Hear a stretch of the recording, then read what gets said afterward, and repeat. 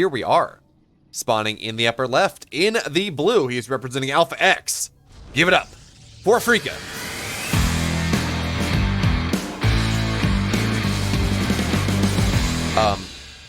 Astrea. Afrika TV is the channel is the streaming platform we're on, but it's fine because in the bottom right, in the bottom right, in the red, representing himself and himself alone, he's BYUN.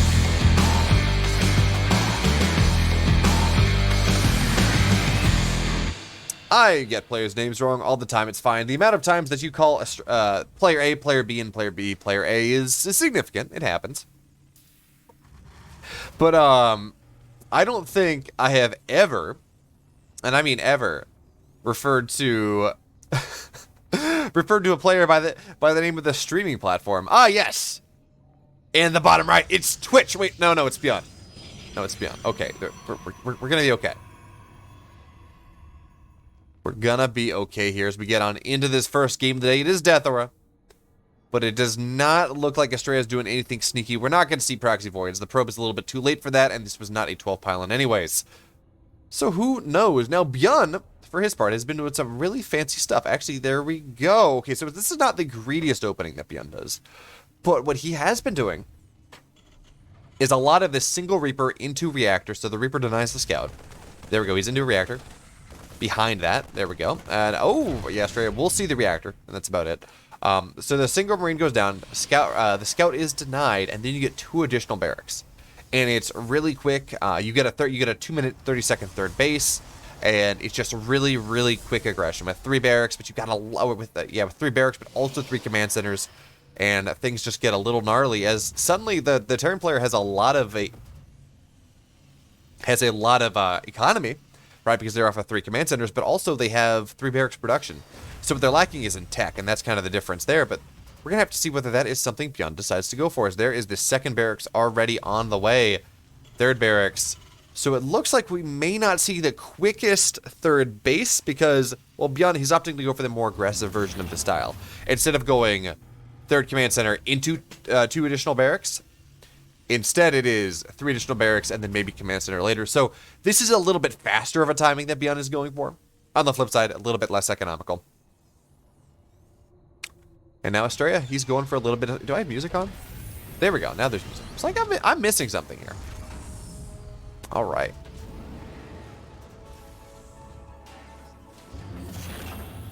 So this start from Astrea, we'll continue to scout on in, and I don't believe it has the vision range. No, it does not see the 2 additional barracks, but I feel like if you're Astrea, you say, okay, 1 Marine into Reactor, I know there are going to be 2 additional barracks here. That's just something BYUN does. There we go. BYUN will cancel the scout once again. I almost feel like, you know what? I don't think the vision range is there though. Even if the Adept gets the high ground, I think the vision range just gets to just about right there. But anyway, Stim on the way. We're going to see combat shields most likely on the way as well, as I already got that second tech lab done. And Astrea for his part, it's just Blink. It is your standard expand build. Now, how many gateways does he have? He has 2. So this is 2 gate expand coming in from our Alpha X Protoss player here in our first game in this series. And we're really just going to have to see if he's going to be able to hold this because, again, BYUN is not going for an additional command center anytime soon. This is just heavy pressure commitment from our teamless Terran player. And there we go, a bunch of Marauders coming on in as well. So this is going to be a rather scary stim timing coming from BYUN rather quickly. But you also got to remember, by getting these 3 barracks really early, actually this scout's going to be really good for Astrea, even if he didn't... Oh, excuse me. That's what we're looking for. Even if... No, give me Astrea. There we go. You know what? Yeah, so he did see those 2 additional barracks. He saw the Marines, so yes, he will absolutely be okay with losing an Adept for that. As now he knows what he needs. He's not going to take his 3rd command center. He thought about it, he's not going to do it. And there we have Immortals on the way, Robo Bay on the way here. I would like to see some shield batteries. There we go. 1 is on the way, but we really should see a 2nd.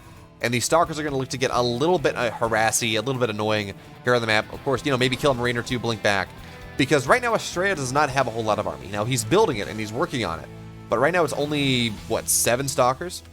Yeah, 7 Stalkers and a Immortal. But look at this. He's forced to stim from BYUN, and with no concussive shells, this army from BYUN is not really going to be able to chase these Stalkers down all that easily. So now the stim is going to run out. And there we go. Now we see... Yeah, there we go. Stim is now done, which means we may see a 2nd stim here, but this army is already pretty horrendously damaged.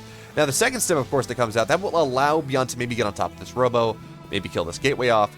But the longer this delays, Astrea, he's actually handling this really nicely by forcing that stim out earlier. And now, what in the world is BYUN going to do? We have Colossi on the way, charges on the way. And now, yes, there's a third base on the way. But Astrea, he delayed everything sufficiently, but he does have to be careful with these Stalkers. But look at this. We got a flank coming in from the other side. Now, I do like this better when the Stalkers are together. You just get a little bit more burst damage. But BYUN, he's just having, ever so slowly, having his army whittled away. And, of course, the starport, it's not even done yet. So, the time where this army will have an ability to, you know, actually heal itself, it's just not really there. And I do like this. Are we still on 2 gateways? We're still on 2 gateways. No more yet. But you got to remember, there is medevacs are only just now on the way, as is the third base. So look at this. Astrea going for the flank here. Now he's going to look to just target down a Marauder maybe. And the stim has been forced once again, but the stim is not something that will be really come to fruition. And there we go. Stim is timing out now. Oh, okay, stim's now. There we go. But one Marauder's already dead. BYUN of course, has to keep this army home to make sure that he does just not lose too much. And there we go. 2 more barracks on the way here. BYUN is getting into his mid-game production, but in a rather roundabout way. And you got to remember, once again, BYUN, he got nothing done with this.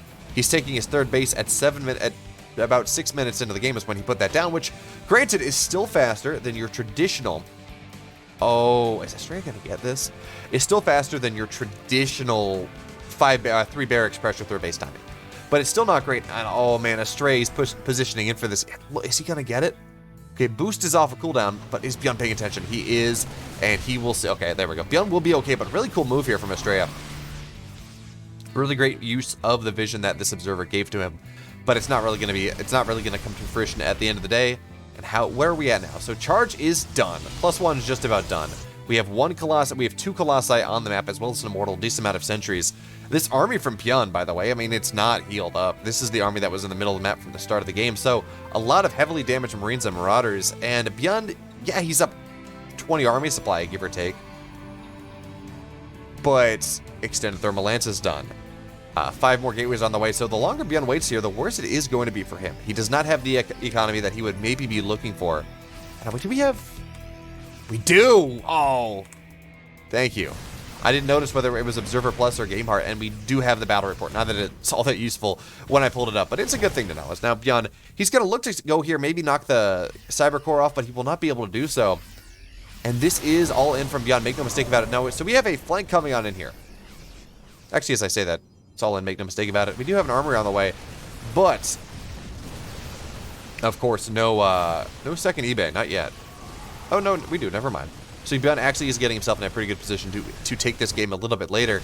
And this is in part why we don't see Protoss players anymore really take this, the Reaper wall here. I mean, Astrea did, but it's super vulnerable to this, even if you have units in position to defend. So Astrea will lose a gateway, will lose a Cyber Core, but at the end of the day, Astrea is still in a pretty good position in this game. +2 is about halfway done. +1 armor is on the way. And BYUN, yeah, he's got a big army, but that army supply gap is shrinking. Right now, it's only about 10 instead of the 30 it was a minute ago. And BYUN Astrea has better tech. Now, BYUN, of course, he does have mobility on the map. There are things that he can do to maybe outplay his opponent, but you got to remember here, if the Stalkers just blink on top of everything, it's not really going to make much of a difference. So there we go. Stalkers blink on top, but BYUN does a really good job of targeting the Stalkers down. Not the charge loss, not anything else. It's the Stalkers that are important.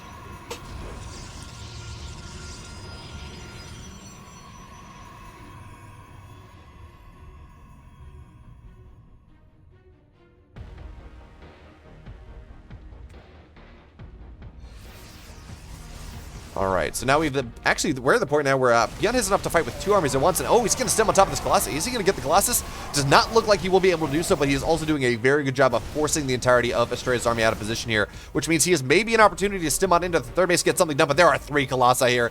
BYUN will get nothing done on the right-hand side. The left-hand side is strong as well, and now, well, DT will be able to cancel this third base. Looks like we have a DT in the fourth base, DT in the third base as well, and a Warp Prism going on into the main base, and there is no missile turret here whatsoever. So yeah, there's going to be a scan going down, but look at this. The fourth base will have to be canceled. A massive warp and of charge loss into the main base, and 1 DT just for good measure.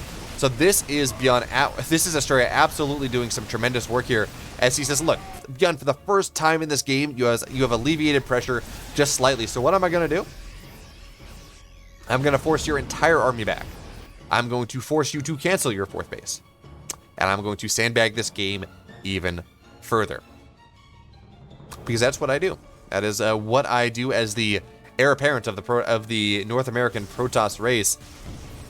There are 4 Colossus out on the map.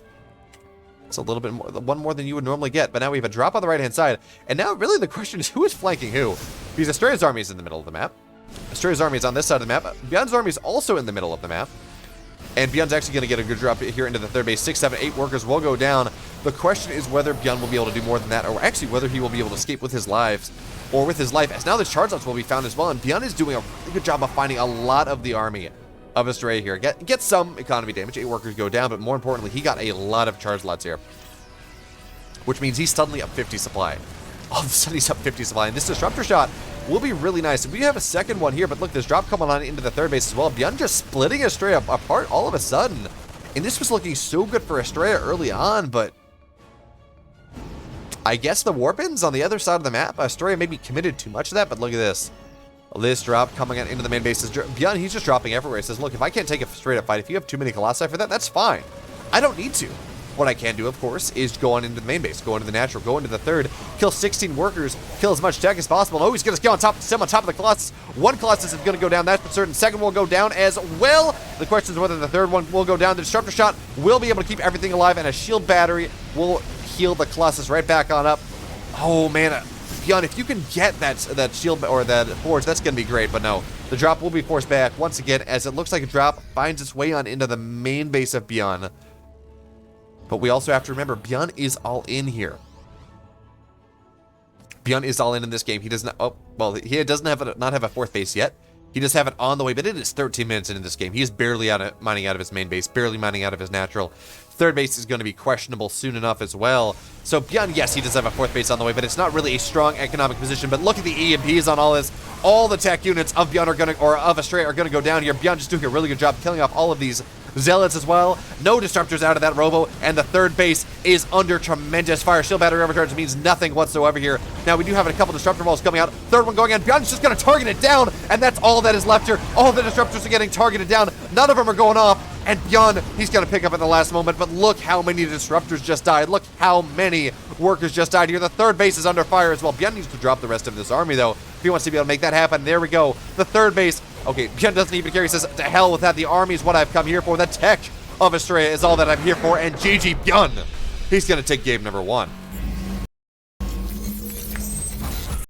And that was game number 1. Astrea looked so good in the early game. He held ByUN's build with flying colors. But at the end of the day, did it really matter? Because, well, ByUN, he just found the openings. I think that all really came down to was the fact that Astrea committed a decent amount. It was like 10 zealots, 2 of those warpins, and then he got another 10 zealots cut and a warpin on the right-hand side. So suddenly he was down 20 zealots, which he was only on 4 bases. The zealots are not functionally free at that point in the game. So suddenly he lost a good, a good 20 odd, 40 odd army, a good 20 odd army supply, just like that. And then ByUN, going from being about even, suddenly was at a tremendous army supply advantage, which didn't mean that ByUN's army was better than Astrea's necessarily, because, you know, Astrea had the tech, and in a straight-up fight, Astrea still probably wins, but it meant ByUN had enough for his army to fight on the right-hand side and the left-hand side of the map to go do that, and then just really start picking Astrea apart. And Astrea just did not have the unit splits, the army splits that he really needed to as the game got later to make sure that he survived.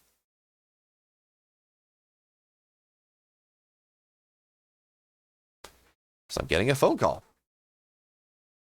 All right. Juggernaut will be the second map in this series.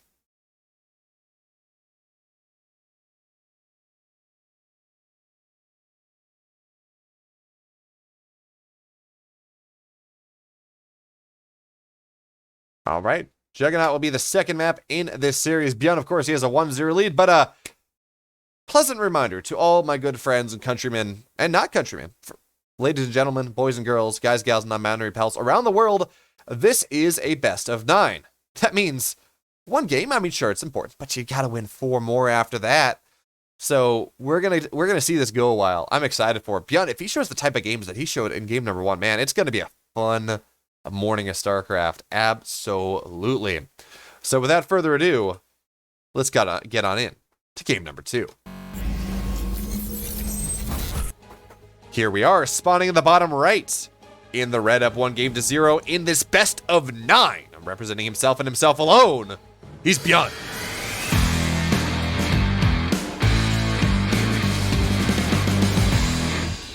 And his opponent in the upper right, in the blue for Alpha X. He's Max Angel. Give it up for Astrea.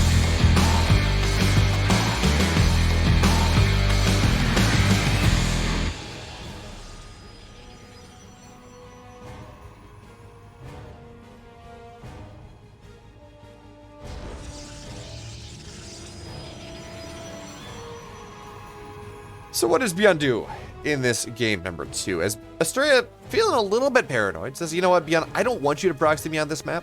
And Astrea clearly thinks this is a good Protoss map, as he picked it for himself. The way the format of this tournament, or of this show match, this best of 9 series, is the caster, or in this case the admin, picked the first map. So Mage said, you know what, I really like Death Aura. I think Death Aura is a cool map. I'm going to pick Death Aura as our first map in this series. And he did so.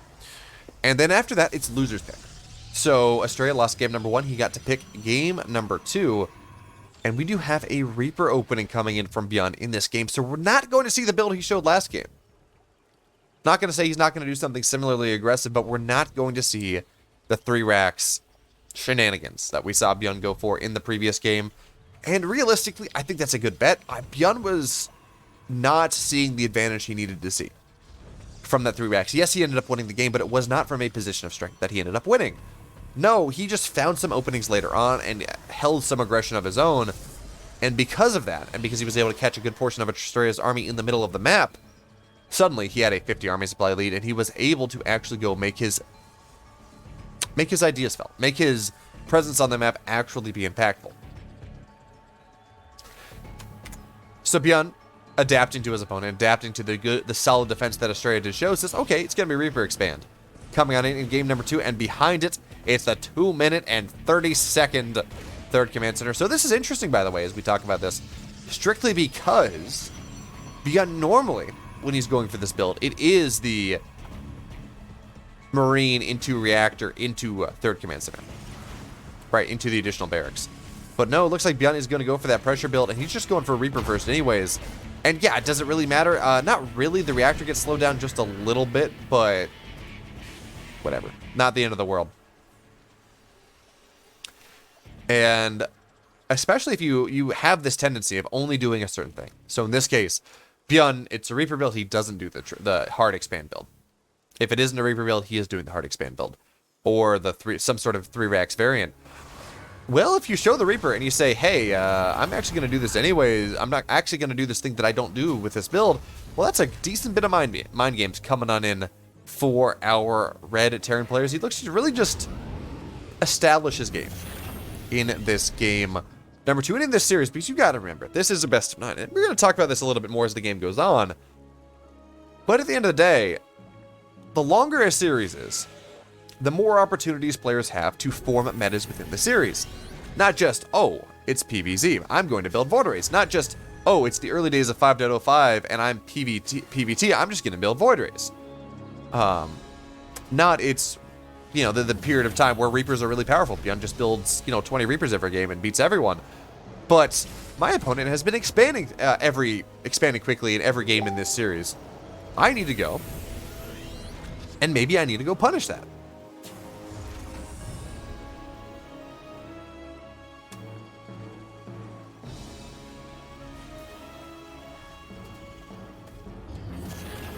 Alright, so now the Adept is going to continue to look for some scouting information. Will not find anything. It's a bit problematic, but of course, this is a 2 racks opener from BYUN, not the 3 racks. So, this is actually... I'm not going to say it's a new build, because I'm sure it's happened in the past, but 2 barracks... this is just a... Honestly, this feels like TY has been doing this 2-1-1 build against Terran or against Zerg players, where he does get this quick third command center. And that is what it's feeling like from BYUN here. Now Astrea does not see anything that would tell him that this is a 3 barracks play, because it isn't. Of course, there's a quick third command center, and we're going to see most likely, well, it's not going to be quite the 2-1-1 that TY has been doing, because the starport is a little bit late, because of course Marauders were built. But we're going to have BeoMulf. He's just doing a pretty solid macro opener here with a little bit more army than he normally would have, because generally you kind of go 1-1-1 into a third command center, into that second barracks, into that third barracks, into that fourth and fifth barracks.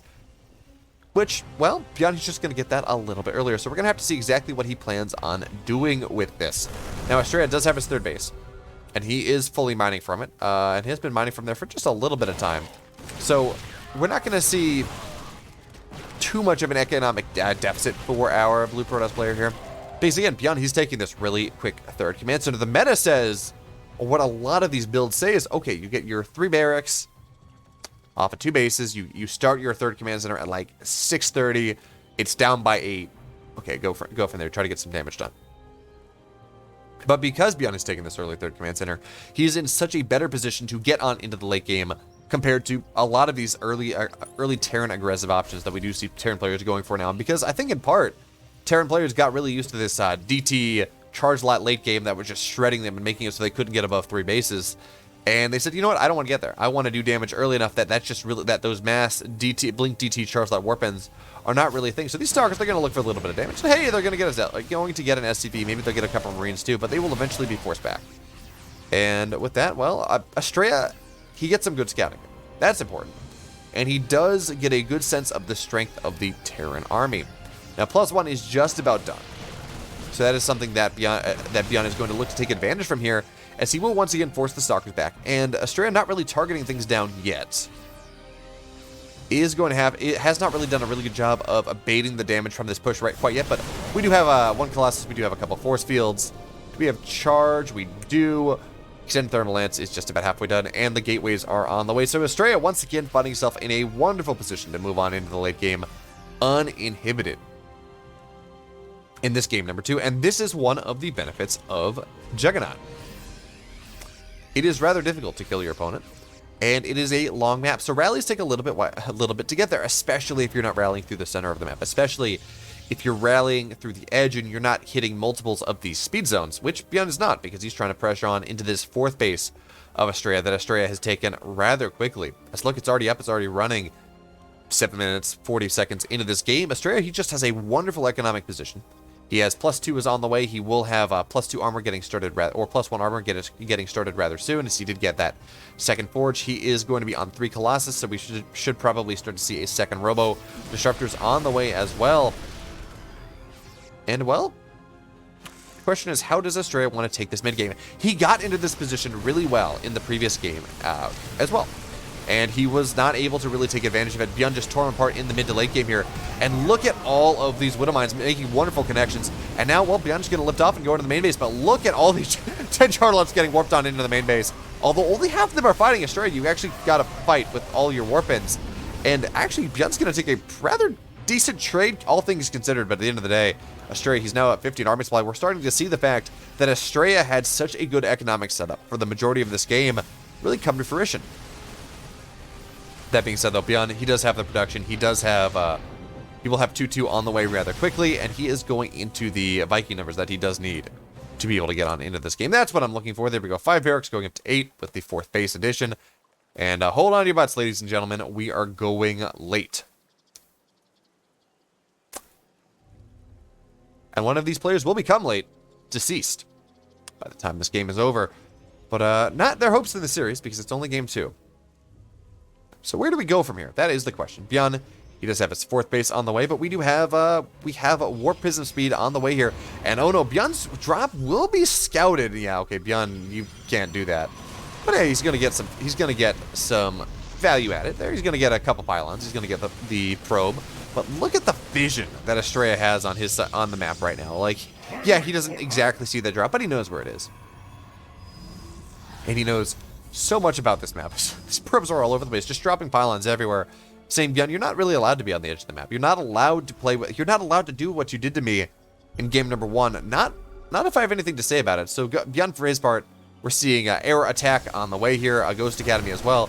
Because realistically, BYUN cannot really take a good fight against this army until he has Ghosts, until he has Vikings. But look at this Warpin coming on into the main base of Astrea here. He's looking to get a decent amount of damage, and 6 workers have already gone down. And BYUN, he is close enough to max out that this is a bit of a problem. Now, he's not there yet, and he will be able to kill off the rest of this, but War Prisms, they are infinite damage. They can, 10 workers have gone down here. We're going to see a couple more Zealots get warped on into the natural. Astrea, notably reticent to not really do a ton with this because, well, he doesn't want to get dropped and not be able to warp in anything defensively. But now StarCraft are going to blink on forward. Astrea will not be able to do so, but BYUN's army, it's marooned. Astrea has everything boxed on in here, and this War Prism, it's a speed prism. It's not really going to be caught all that easily. But now we have Vikings on the way, which maybe we're going to be able to do something. All right, so this army of BYUN, it looks like the drop of BYUN will be able to escape. All right, the Wood of Mine will not be allowed to go off. And, well, okay, BYUN, got to be careful with this. But on the flip side, the Stalkers are not here. So BYUN, he's going to be okay. We should see him maybe unload it into the main base and then get ready to take this fight. How many Vikings are there? That's the question. We have 2 Vikings, 2 more on the way, so it's only coming out 2 by 2. It is 2-1 versus 2-1. But +2 armor is just about on the way here. And 3 disruptors at a time for Astrea. Astrea saying, hey, I'm rich in this game. Let's do triple robo production. That sounds like a good time. DT Blink is on the way as well. And hey, look, the War Prism, it's found its way on into the base once again here. The Vikings not really doing enough. And BYUN just not really able to chase this thing down.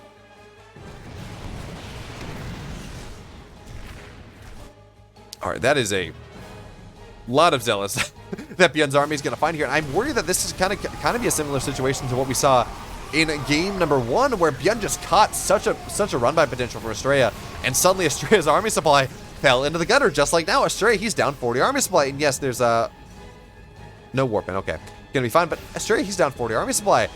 That's a little bit scary. It's a little bit spooky, but look at this. Where are these DTs getting warped on into the 4th base? It looks like they're going to run by on into the 3rd base here. And BYUN, once again, he's going to do the same thing he did previously. Big ass drops into the main base.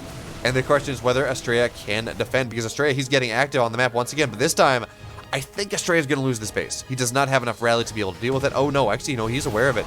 He says, okay, I see what's up here, and he's going to move his army back immediately, which means he will be able to stay alive. Meanwhile, this drop in the main base is getting tremendous damage done. Is he going to be able to get these Colossi, though? It does not look like he will be able to. The Colossi are going to, and they have a meat shield in front of them, and these DTs are just doing so much here. There is no detection, so DTs will be able to get out. 22 workers have died.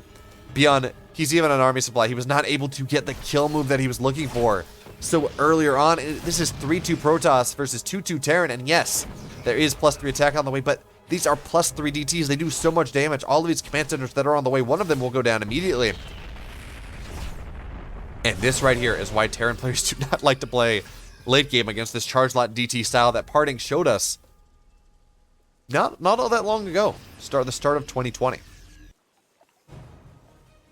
But I do like this. Look at this BYUN. He did get an orbital in his 4th base, not a planetary. So we're going to see a planetary defending an orbital, which means the orbital is just a defensive structure. It is there. It can die. BYUN's not going to be happy about it, but he won't be too sad, as the SCVs will be pulled to repair this. Now, this is the entirety of the army of Astrea here.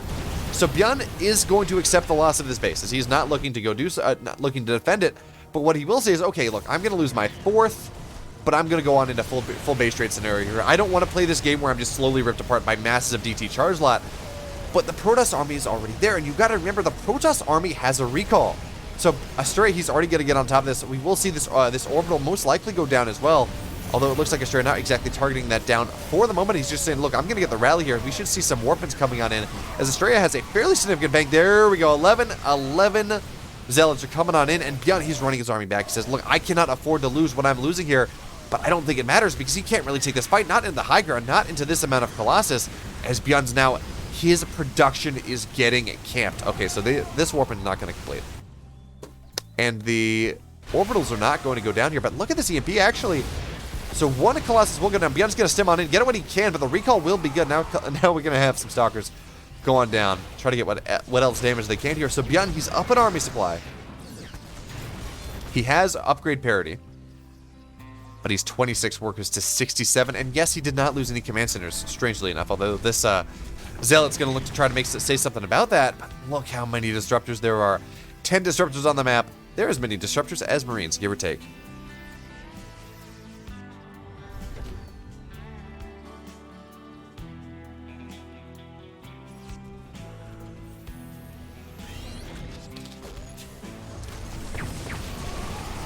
Alright, these Zealots will get sniped on down. But Astrea, he has a function. Astrea is taking his 7th base, or 6th base, I guess. As BYUN is struggling to mine off of 4 here. I mean, mules are power. Oh! Astrea, are you gonna do it? Okay. No, it's no, never mind. Astrea's gonna target everything. Who's gonna die here? I don't even know. Oh no, so much died all of a sudden, but it was kind of an even trade. Because there are just so many disruptors. I don't even know what happened there. So many explosions, but BYUN, does he have enough? Can he get on top? The Colossi will get targeted down, but the question is the Blink Micro here from Astrea going to be good enough? It looks like it will be, but the army supplies are equal. So many disruptors went down. 9 disruptors went down all of a sudden, but most of BYUN's army did as well. So I don't even know. I don't even know how to talk about that. All right, now BYUN on 4 bases, kind of. Down on economy, absolutely. But this disruptor shot, BYUN will have to stim to avoid it. But now, hey, there's only 1 disruptor here for the moment. So BYUN's actually going to be able to take a rather favorable trade here because it's only gateway units. But of course, BYUN, he's down in upgrades just a little. And will he find this disruptor? That's the big question. And it looks like he will not be able to do so as we have more weapons coming on in here. More and more disruptors as well. And GG Astrea is going to take game number 2. All right. What a game there from Maximum Angel. As he said, look, I'm going to take it late. I'm going to kill you with 12 disruptors in a clump with no army supporting. But you know what? I don't think you have enough army to burst all of them down. And that was a fair assessment, BYUN. He stemmed on in there and he gave his best. And at the end of the day, it kind of ended up being an even trade. And when one player is on 20 workers and one player is on 80, yeah. Even trades are not what BYUN was looking for in that game. So now, ladies and gentlemen, boys and girls, it's a best of 7.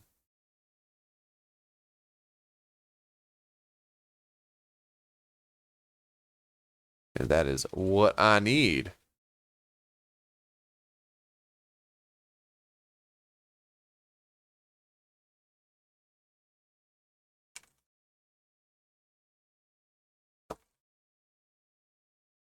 All right, we got Astrea on in. We got BYUN on in. We're here. Go, go, yo. Go, go, go.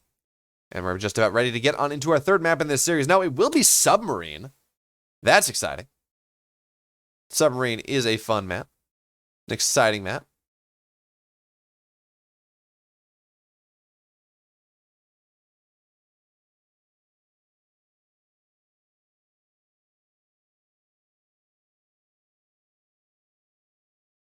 All right, I have I have Google Translate sitting in my chat channel, in my pop-out chat for Afrika, and it has absolutely made a mistake. Anyway, let's get on to the game. We'll talk about it a little more in a second because we're loaded on into game. Here we are spawning in the upper left in the red. Tied 1-1 in this series. From Korea with love, he's BYUN.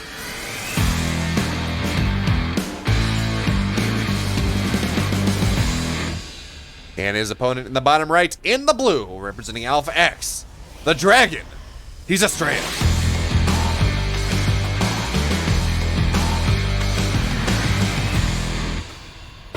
All right, so I have I have a pop-out chat going up, and well, it's telling me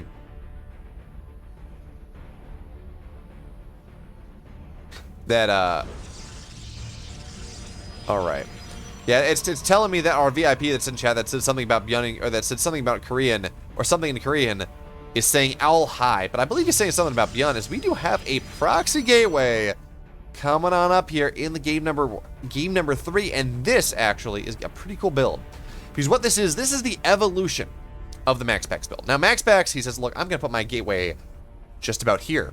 and I'm going to drop 1 gateway, I'm going to drop a pylon, it's going to be a good time. But this is a 2-gate build with a cyber behind it, so this is a lot more aggressive. And notice how aggressive Astrea is being here, trying to do as much damage as possible to the SCVs of BYUN. And BYUN, look at this, he's going for a 1-1-1 opener himself. Double gas opener. Both players looking to play really aggressive in this game, and I gotta say, in the build order roulette, BYUN has absolutely come out ahead in this game number 3 because he has a wall. He is going 1-1-1.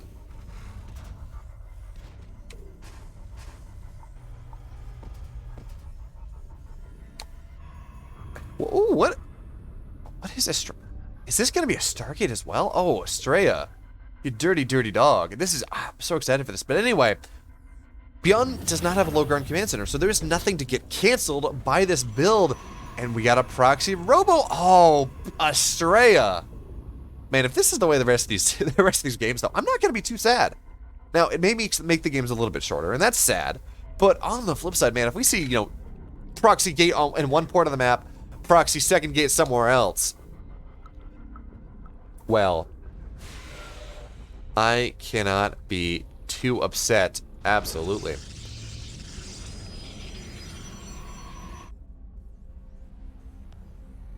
All right. So this is a proxy 4-gate proxy robo. Yeah, yeah, that's absolutely, except 1 gate is proxied here. 1 gate is proxied in the main base because very clearly all the other gates are elsewhere. So anything in the main base is a proxy at this point. There we go. Warp Prism on the way, 2 additional gateways, and look at, you know what? I kind of like this from BYUN. With all of these, with all the Hellions here, that means these adepts are just going to get targeted down. And, well, okay, so, you know what? There are just enough adepts coming on out that BYUN has to be really careful with this. And what does he have? Okay, Widow Mines, actually, this is going to be rather good with how aggressive we have the Protoss player getting here. And a Viking on the way as well. So, okay, it looks like BYUN has some inkling about what's happening here. And there was just nothing here to defend the main base. Now, these adepts, they're going to try to get on home. But these, okay, so the Hellions are going to try to get something done. But there is only 1 Hellion here. Now, BYUN, though, he knows what's up. He knows shenanigans are afoot. And we do have 4 Stalkers warping on in. So the aggression is coming. And, oh, the Hellion's actually getting some damage done. Unexpected. Okay, 2 workers do go down here. But now we have the Stalkers. They're going to get dropped on into the main base. And BYUN doesn't have the vision for it. Now he does. 4 Stalkers and 2 Adepts. And there's just nothing here. Absolutely. I said this was a good build order relay option for BYUN here. And I still think I'm correct. But with BYUN going so aggressive on the other side of the map, things are going to get rather dicey. As Widow Mines, they do burrow, and they will go off, and a couple SCVs will go down as well.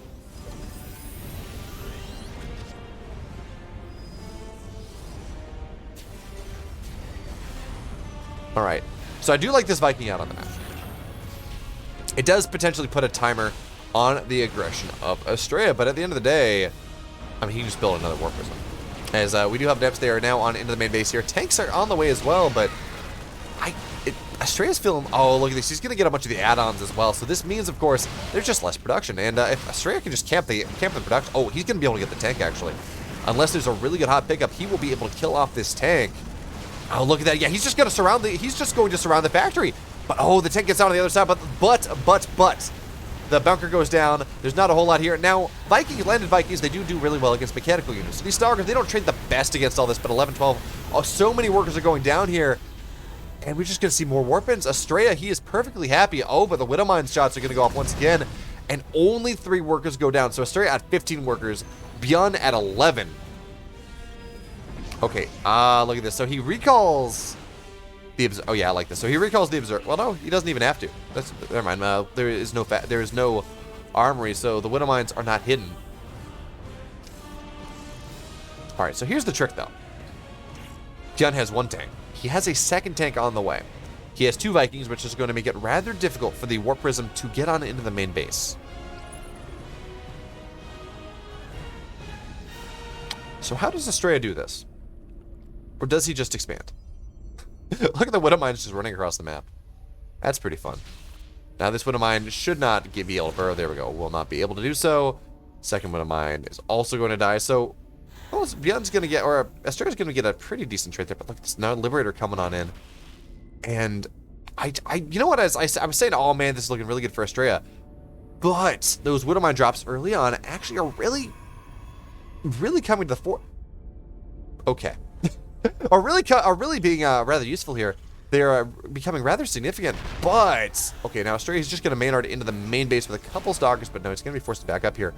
And now there's a Liberator in the main base, and yeah, just GG, BYUN, he's going to take it.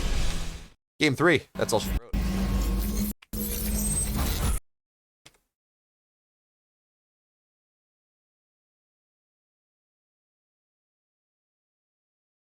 And just like that, BYUN, he takes the lead once again.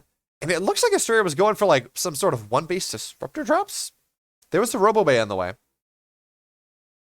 Not exactly sure what he was going for, but, you know, I liked the idea. I really thought that Astrea wouldn't be on sent so much of his army across the map, had a really good opportunity to hold, but the tank got out on the wrong side of the factory.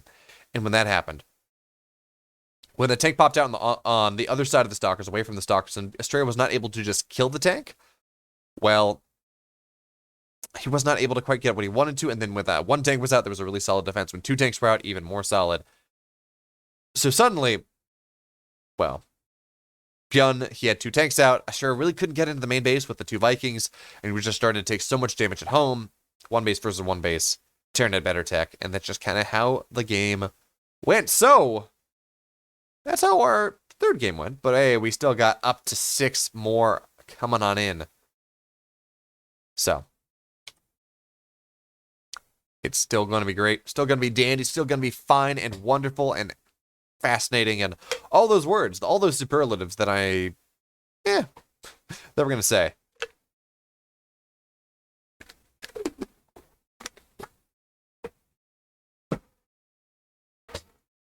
And now, game number 4 will be on Romanticide as we chug right on along here. In this series, we've had some long games, we've had some short games, we've had some medium-length games, although I guess one of each because we've had 3 games, so we kind of had one of each there. So, yeah, pithy sayings that mean nothing. This is the life of a caster. But now, Romanticide will be your 4th game in this series. Let's get on into things. And here we are in the upper left. In the red, he is representing himself and himself alone, the teamless Terran. He's BYUN.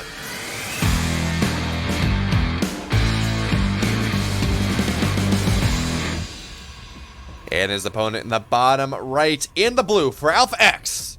Give it up for Astrea.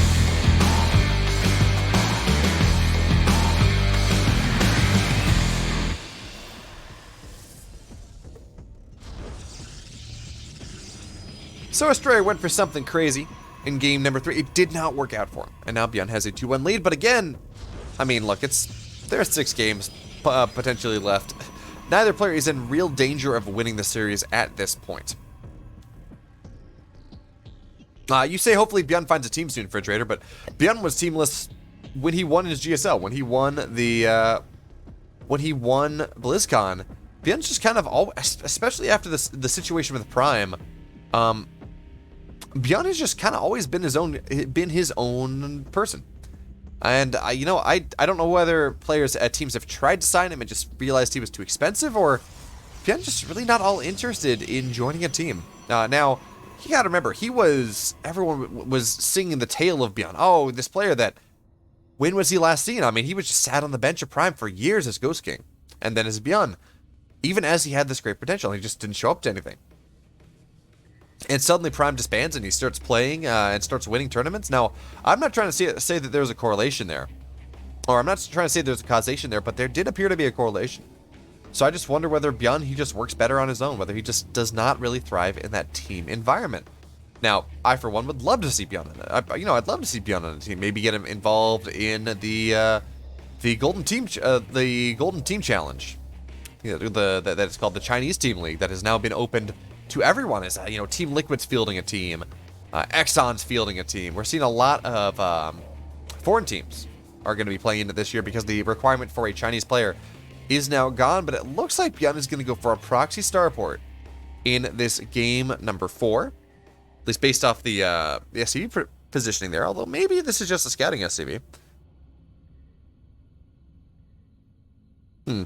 You know what? Oh, you know what this might actually be? Oh, never. There we go. Proxy starport. I was going to say, there are a lot of Protoss players that go and they put a pylon there. They put a Stargate or something. Or a Twilight, I think, generally what I've seen Astrea do. And you just go. And you... Well, it's a position that no one ever really scouts. This is another... I mean, on both sides of the map, it's a pretty common Protoss position because no one really scouts there. So we're going to have to see exactly what BYUN... Well, BYUN, of course, he's going for Proxy Stargate. We will see Hellion drops coming on in from our Terran player. And Astrea should be wise to this. He should, at the very least, know that there's a reactor on this factory, which means more likely than not, it will be Hellions. Now, how many and what they do, that's a different question. So there we go. Astrea already getting the wall on up, so he will not allow BYUN to just go on in there and run 3 Hellions into the main base and drop, run 3 Hellions into the natural and drop 4 into the main base. But this will just be a committed drop coming in from BYUN here, as he is already moving away. There we go. Reactors on. We're just going to start to see tanks come on out here. So there we go. Medevac is out. And there we go. Starport is going home for. So, question is, how much damage does this get done? Actually, with the Phoenix being really out of position here, well, the Hellions will drop. But there's only this is a one-way trip here.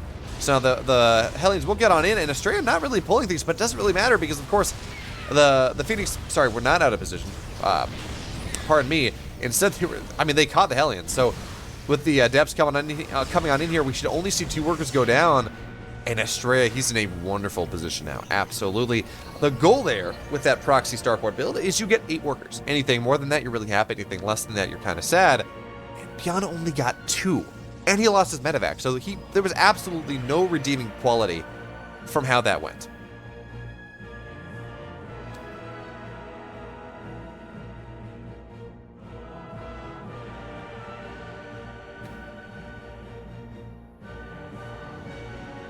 So I'm not sitting here trying to put the cart before the horse, but Astrea, he has a quicker third base. He has Robotech on the way. He has the Phoenix, which are excellent defensive units.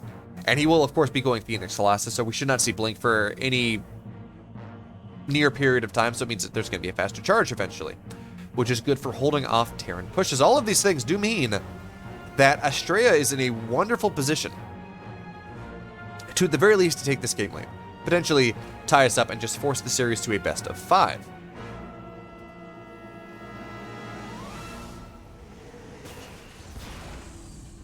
Alright, so now we have E-Bays on the way, as well as a reactor on top of the Starfort, because BYUN realizes that he very much needs something.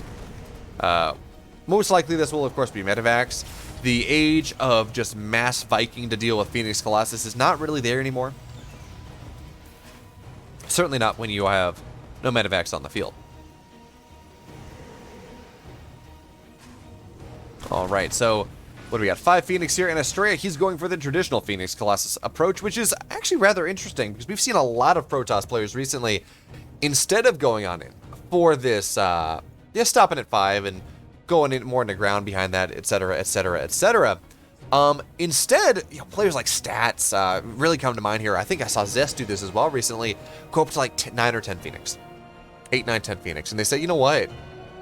If some Phoenix are good, more must be better, and I'm just going to dominate the skies. I'm going to lift up every single tank that you have. I'm going to knock down every medevac from the sky, and it's been working out pretty well for them. And it has this tremendous potential for damage as well. Now, these Cyclones will lock on, but Phoenix are fast. It's not going to be that big of a deal.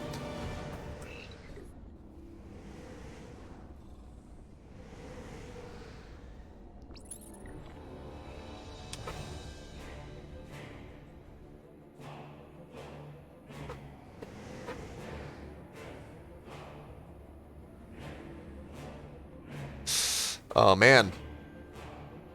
Again, I have chat getting translated, so I can read some of it in, if it's Korean. I don't speak Korean, unfortunately, but Google's translating it for me, and it's just, it's getting the gist of it, but I'm pretty sure people are not talking about mulberries in this game. Look at this, though. BYUN, he's going for a big wall here on this, the main opening. Astrea, he says, okay, BYUN, you're going to turtle? That's fine.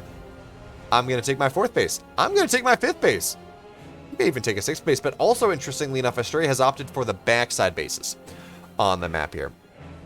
So what this means is it's maybe a little bit more droppable, but it's also not quite as pushable. So it means that with the Phoenix there to defend against drops, it's going to make it rather difficult for BYUN to really get anything of any solid, real functionality here.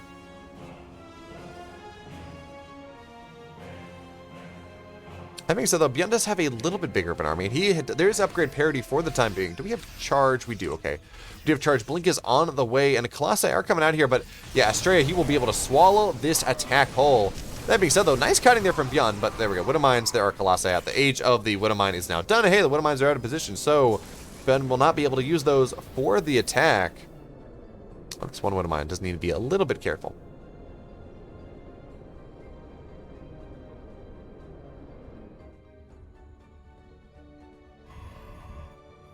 All right, Astrea on 82 workers. He is pretty satisfied with this economy at this point, which means, hey, now maybe I can go get a little bit aggressive on the map here. 10 Stalkers on the way as well, just to deal with any sort of Viking production, drop defense, all those sort of things. But hey, now there is a Warp Prism coming on out, which means Astrea, well, maybe he's looking to get a little bit aggressive, but more importantly, it will allow him to really get some sort of damage done on the map, because right now he has taken advantage of his opponent's passivity. It's the old adage, right? You know, when your opponent is attacking, defend. When your opponent is defending, expand. When your opponent is expanding, attack. And BYUN has just been defending. So what did Astrea do? He took 2 extra bases. All right, so now we have a drop coming on into the natural. As BYUN's looking to get aggressive on the left-hand side, and this is what killed Astrea in game number 1. It very well may kill him as well in this game number 4. But it looks like Astrea has a good enough split to deal with this. There's a lot of charge left on the left-hand side, and 2-2 is just about done. So this drop's not going to get a whole lot done here. Astrea will keep his supply intact. And now BYUN actually is just going to get himself surrounded just a little, as all the charge lots will come on in from behind this time. Now Astrea will lose this base, I believe. But hey, we know the shield battery overtures may just not happen. And all these zealots, they're just buying time for Astrea to get on top of things here. But now there's this drop. It will take out this base. Okay, that's going to be the trade for all the aggression of BYUN here. But Astrea, he's laughing all the way to the bank. All right. So this one Viking trying to do a tremendous amount of work that will not be able to do so. And, well, hey, they're natural force fields on this map, and BYUN's just going to get trapped right up against them. Stark's wobbling forward as well. 3-3, of course, on the way here for Astrea as well, as he's just moving from strength to strength. He's got a wonderful supply lead, up 40 army supply. He is up only 9 workers at this point, but it was more. And he's realizing that, well, BYUN doesn't have a lot. He's only just now taking his 4th base, and this will not be allowed to survive. Actually, it's just going to get targeted down. So BYUN now only on 3 command centers, and BYUN's hope here is that he can max out, do something. Maybe get some wonderful Widowmine connections, but those EMPs will not land. Not yet. And of course, well, Colossi, they are siege units. They can just move on forward and do what they want and remove this wall eventually. Although, I mean, they don't do a ton of damage to structures, but they do something good enough here. Now all the Widow Mines are down. The Colossi microing forward. +1 ship weapons will be denied here. And I think Astrea is going to take us to a best of 5. I think Astrea is in a wonderful position to go tie this game up, as now the charge slots have been released. They're going to go on forward, and BYUN, he's going to look to kite on backwards.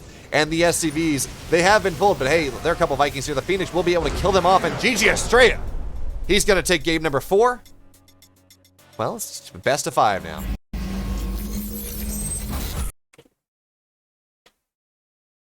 All right, so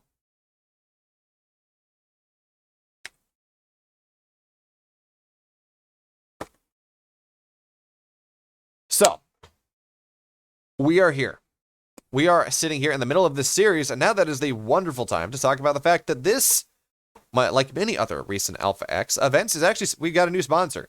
That is Backblaze. They're a pretty awesome cloud backup service, but they will back up literally your entire computer for like $6 a month. Actually, the really cool thing, we're going to show you how to use it in a minute. The really cool thing is if you say, hey,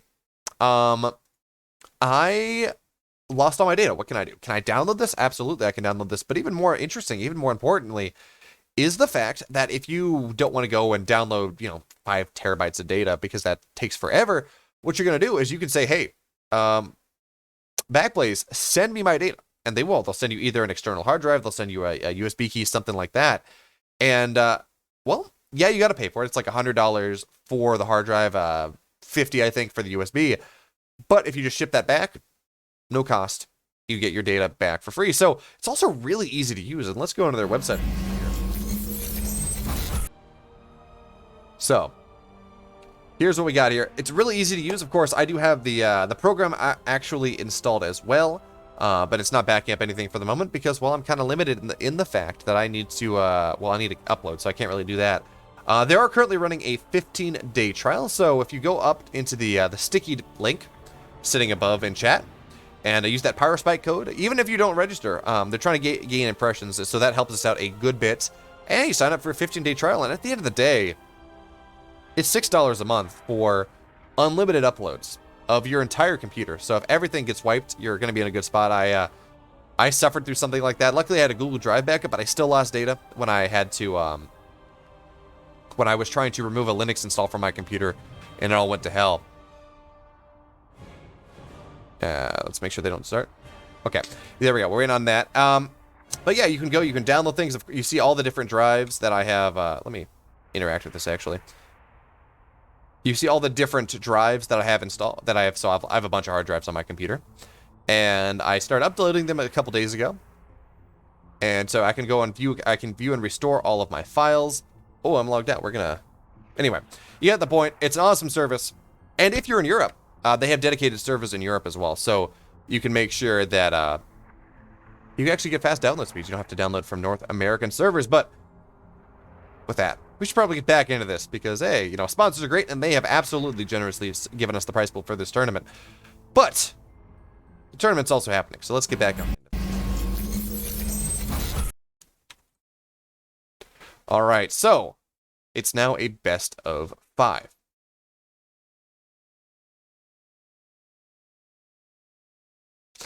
There we go. It's now a best of 5 here. Game number 5 will be Pillars of Gold. As we have gone through 4 games thus far, it is a 2-2, and I am loving how close this series is. Now, in some games, you know, a player goes for something crazy, doesn't really work out, but these games have been remarkably close. And if you had asked me, hey, you know, Beo, who do you think wins this series?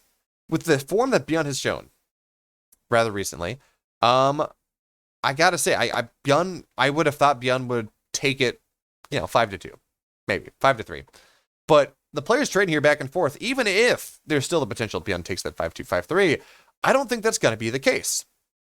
Strictly because, does this work? Yes, Stanokuchi. Well, as I'm the one downside of getting everything translated is it's kind of hard for me to see whether I'm responding to English audience or Korean audience, but I'm trying.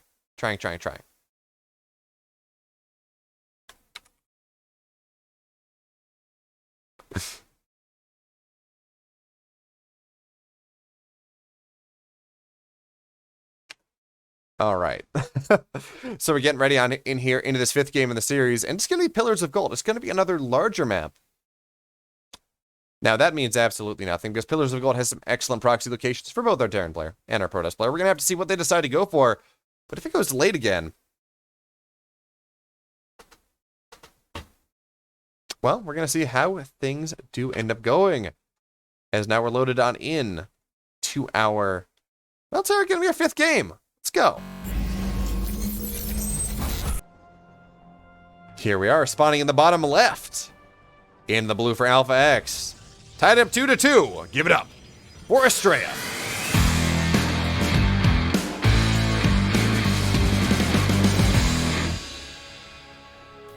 And in the upper right, in the red, representing himself and himself alone, the teamless Terran. He's BeoMulf.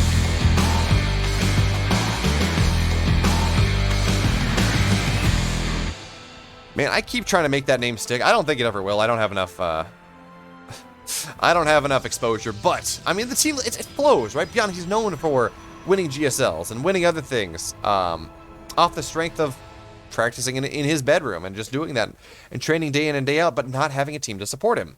And of course, he was the first player to win a GSL in the Kespa era, in the Kespa post-Kespa era without a team.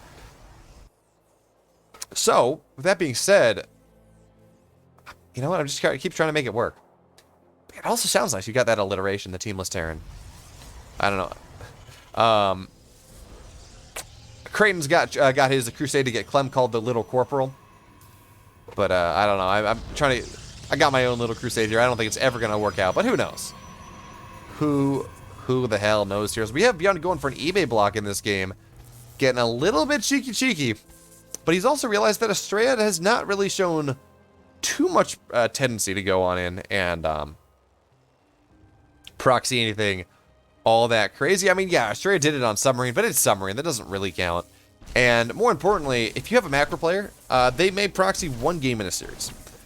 And maybe two if it's best of 9. But you can kind of assume that given the fact that Astrea did proxy, he's most likely not going to proxy again, which means this eBay block is actually going to be a rather good opener for our red Terran player here in this game number 5. Because look, Astrea, he was going for that single gate expand that he tried to do. But hey, there's an eBay block, so it means he will be heinously delayed on that. Meanwhile, BYUN, he's taking the high ground command center, just making sure that he does not die to anything spooky here. And there we go. 3 racks opener from BYUN in this game number 5. You can look to try to see whether he can get maybe a little bit more damage done than he did in game number 1, because game number 1 from the openers put Astrea in a wonderful position.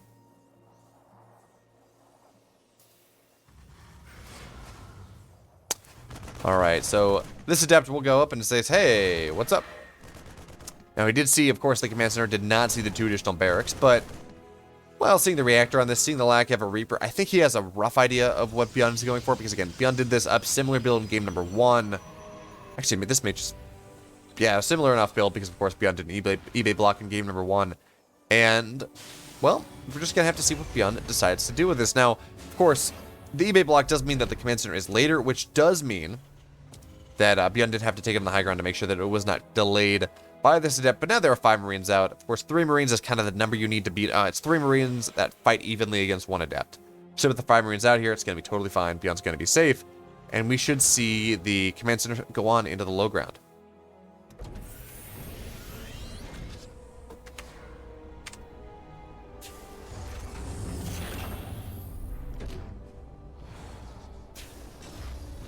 Alright, stim combat shields are on the way. Meanwhile, Astrea going for defensive 2-gate blink as an opener here. We should see a 3rd base coming on down rather soon. So Astrea not at... Okay, he should figure out what's happening now. We may even see him cancel this 3rd base.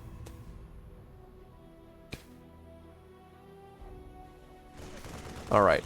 So Astrea is now aware of the fact that BYUN does not have a factory, does not have a starport, and only has 3 barracks. So he should know exactly what's happening. It's interesting that he's decided to try to hold this 3rd base. He didn't do it in game number 1. He did lose, but he did not lose it because well, he did not lose because of that. He lost because he got torn apart later on into the game. Yes, underdog, the engineering bay was canceled.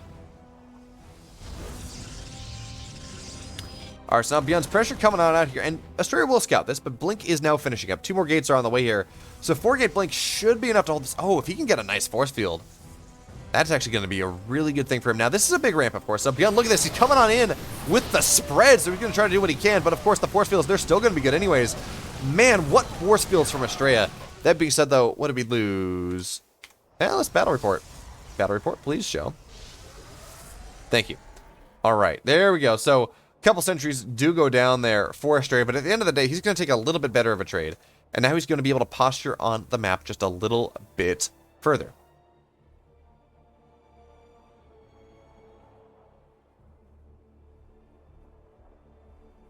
And here we go. I mean, hey, there's more army from BYUN.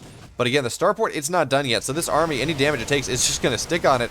And it's running up to a high ground without vision. So, just going to lose a lot of stuff. And once again, BYUN not getting the damage he's looking for in this game. And once again, Astrea has found out that he can get even more aggressive. Or, sorry, not aggressive. Even more greedy in this game. He did not cancel the 3rd base this game, unlike game number 1. He lost 2 sentries. Yeah, that's unfortunate, but he did not take any sort of economic damage, any sort of tech damage from this push from BYUN. And now what that means is he's in a wonderful position. With double forges are now done, we should start to see 1-1 on the way here. Now we do have +1 attack, probably +1 +1 armor when stuff, well, when there's enough gas for it. Charges on the way. There we go. +1 armor, 4 more gateways. And do we have... We don't even have a robo, so Astrea just going for the mass charge lot style that we've seen him start to do, or that do a lot over the last several months, and it's pretty cool. And it actually is absolutely designed to deal with these extremely aggressive Terran openers, because you just get charged really early, you get a bunch of gateways, you only take 3 to 4 gas. 4 gas, of course, because it is it's 2 forge, not 1. But you only get 4 gas, 3 to 4 gas, and you just flood the map with charge lots. So that is absolutely what we do have Astrea going for here. But once again, there's no Toasted Pylon. Once again, we're going to see a Cybercore get and a Warp Gate get taken down here. And once again, Astrea is not really going to be able to do a whole lot to defend it. That being said, though, at the end of the day, it doesn't really matter. And Astrea maybe... No, Astrea's not going to be able to save this gateway. Alright, so... What exactly... Actually, BYUN's getting a lot of damage done here. Astrea's micro's not perfect, so he loses a sentry as well. But now we have... Charge is done. So many Zealots are on the way here. Yes, BYUN has an army supply lead, but this is one of... What was that Stalker doing there? This is one of those tech paths where before the Terran gets to about 150 supply, that's kind of the break-even point you're looking for. These mass charge lot armies are actually really good, even if they are down in supply. Now, whether it's 30 supply, but certainly 20-odd supply, absolutely good position here for Astrea to be, and more warpens do mean that BYUN, well, I mean that Astrea is able to close that gap. So, yeah, there is no tank. There are a couple Widow Mines. There are no tanks. The Widow Mines are going to have to do the damage here as BYUN's looking to get aggressive. Now, he does have a third base. This is not purely all in, but it's still an aggressive opening. Or an aggressive option. With the opening, with how it went, BYUN does need to make sure that he doesn't die too much to this. Now, we do have a look at this. Actually, the Zealots, their charges will be forced, so BYUN's going to be able to get on top of this and knock off a decent amount of these charge lots. Now, we do not have concussive shells yet, so BYUN will not really be able to kill too many of these. And though the Widow Mines will get targeted down because there is an observer, and BYUN, the army is no longer defending them. All right. Now, interestingly enough, we do not see Astrea on a 4th base. I kind of expected that we would, but no, I guess he respects BYUN's aggression a little bit too much here. But now BYUN, he's going to try to burrow on in once again, and this. Oh, okay, now BYUN does have concussive shell, so he will be able to remove some of these Zealots before the fight happens. And there we go. No Widow Mines have targeted down, have gone down yet, and there is not upgrade parity for the moment. The Protoss does have an upgrade lead, but BYUN is doing an excellent job of forcing the Protoss army to fight him. Right, he is making it so that even if there is a hold position here, BYUN's only going to be able to fight half the army at once, and that is exactly what he's doing. But now we got full-on surround here. Zealots will be able to get on top of things, but BYUN, he's going to micro back rather gently, and look at this. He is taking such a damn good fight against this army of Astrea here. Now, we do have one Colossus out, but Extended Thermal Lance is not done.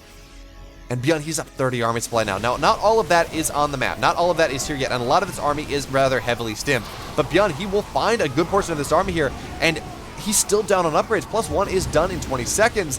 And now look at him. He's just going to go jump on into the main base. Blink has been expended. Oh, BYUN. Oh, this is actually really cool. BYUN, he goes on to drop on into the main base. Says, okay, I'm going to force your army into the main base. And then what I think we're going to do is see here is he's going to rally on in. He's going to move that army back. No, he's going to drop back on in once again. And this drop should not be as successful. BYUN had an opener when he picked up immediately. Oh, actually, no, he's going to be able to get a Colossus here. BYUN, if he micros appropriately, should be able to knock this Colossus off the map, but he's not doing so. And instead just getting off enough Stalkers that the drop is able to escape. Now, of course, this 4th base will maybe go... Yeah, 4th base will get canceled here. But BYUN now is going to stim on forward, and it is 1-1 versus 2-1. So Astrea still does have that upgrade lead, but he has to be careful because he's only on 3 bases. BYUN, though, no 4th command center on the way. How many barracks are we at? Only on 5, but we do have... Well, we do have enhanced shockwaves on the way here as well. So BYUN, he is advancing into his tech.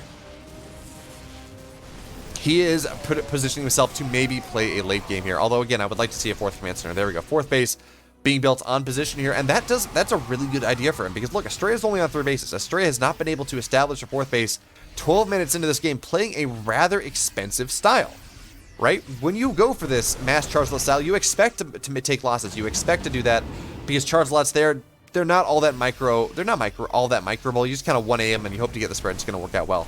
Now, this run by will get some damage done, though, because, well, there's just not a whole lot of the rally here from BYUN, and the Stalkers will find a drop as well. One medevac does go down, and the rally, of course, this warp-in has forced, or excuse me, this run by has forced BYUN back. It's forced Astrea to get a little bit of breathing room, and yes, it's a 20 supply lead, but it's not all in army supply. Actually, it's evening up here pretty well as well.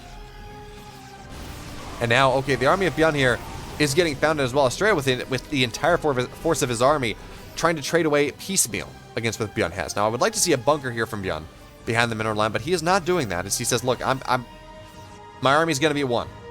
All for one and one for all.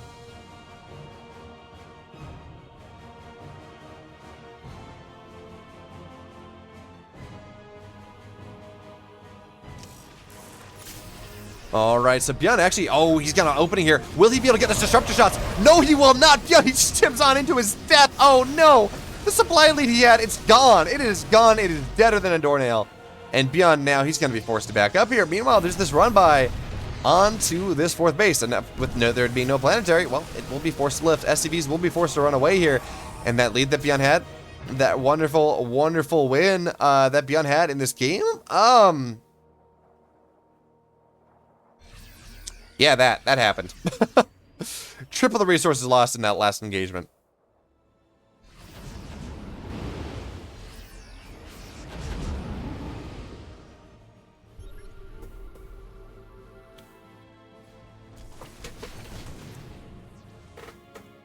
All right, so where do we stand? Astrea, he has the 4th base. 5th base now on the way, but I think BYUN's going to be able to knock this one down.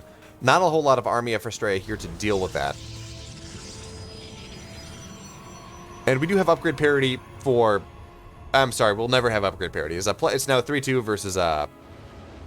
BYUN now getting into +3 attack. +3 upgrades. Oh, what's the Widowmine doing here? Widowmine's been here for a while, I guess. It has a decent amount of kills. Now, this drop here, well, the Widowmine's not going to... Or, excuse me, the Zealot's not going to get a whole lot. Now, BYUN's going to try to get on top of this. Maybe get a Colossus first trouble. He will get one, and that should be enough. But, oh, we might see another EMP. And with that EMP, actually, BYUN can take this fight. So we're going to see Marauders. They're going to stim around this group, trying to see what they can get done here. The Colossus should stay safe, and with the additional warp-in of these charge lots, well, the drop will be forced to pick on up. But meanwhile, BYUN, with the rest of his rally, will knock the 5th base down.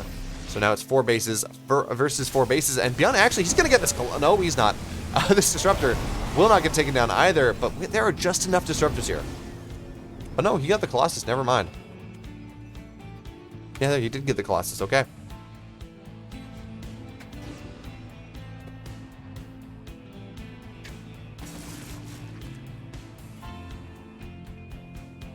So now it is a Charge Lot Blink Stalker Disruptor army for the maximum Angel. 6 Disruptors, 10 Stalkers, 19 Zealots.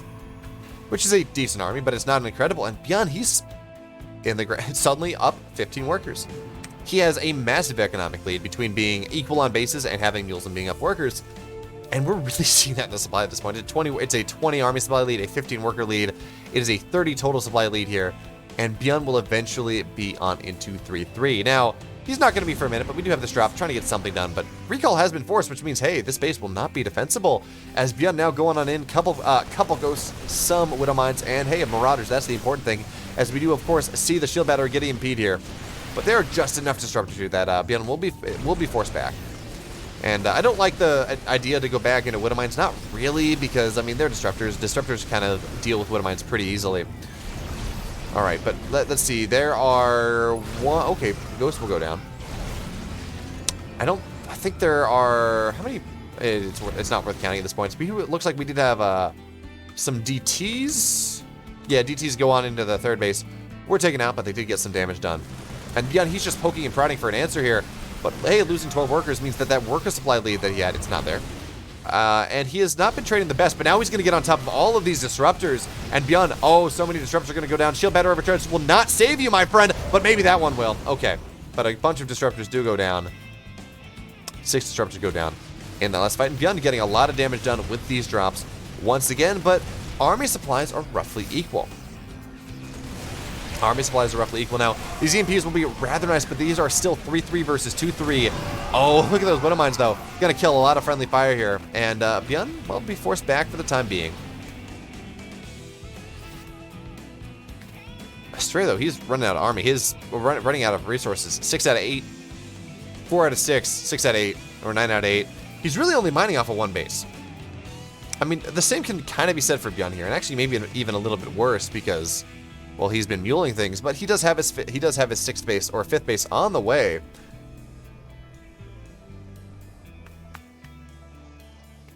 And there we have it. We have a 3-3 for the Terran done in 10 seconds. A vehicle plating on the way. I like it. All right.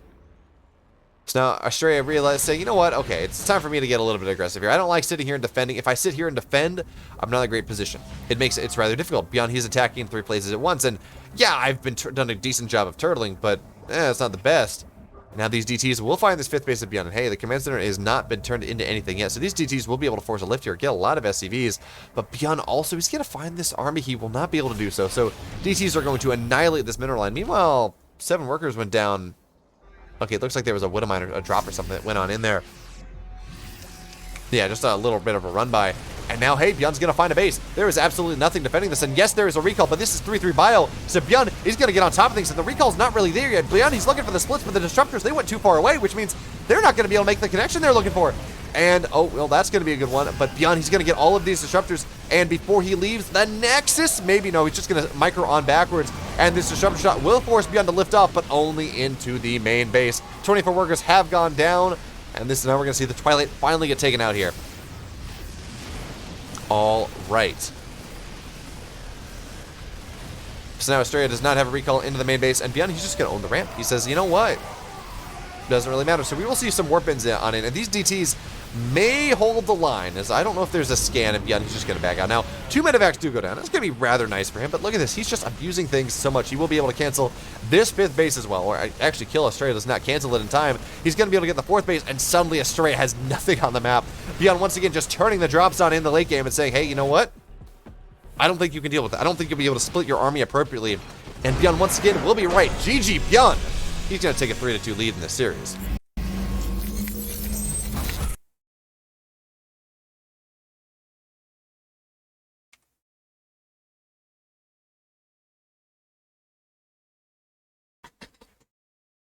All right. You know what? I gotta appreciate Google Translate because I'm seeing stuff in the chat about like invectives for Astrea, and it is just doing it. I guess if it's I don't even know, but it's kind of cool. So it will be Astrea's map pick once again as we get on into game number 6.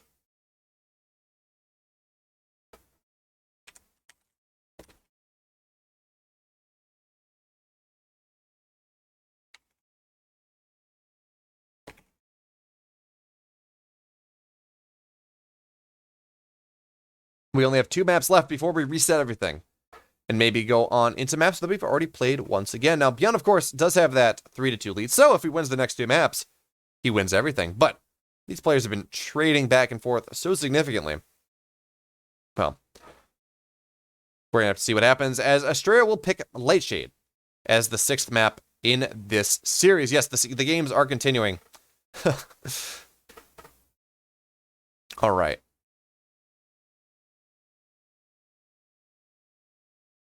BYUN, Astrea, BYUN with the 3-2 lead. Lightshade will be our 6th map in this series. We're getting loaded on into things. Toot sweet.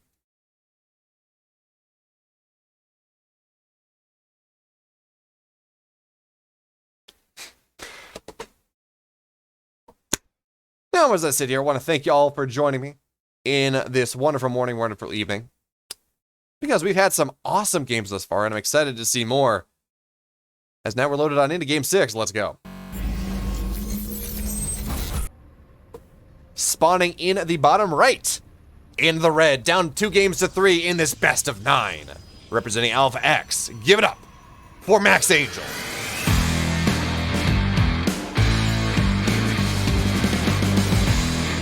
And in the upper left with a sneaky SCV in this game number 6. In the blue, he is BYUN.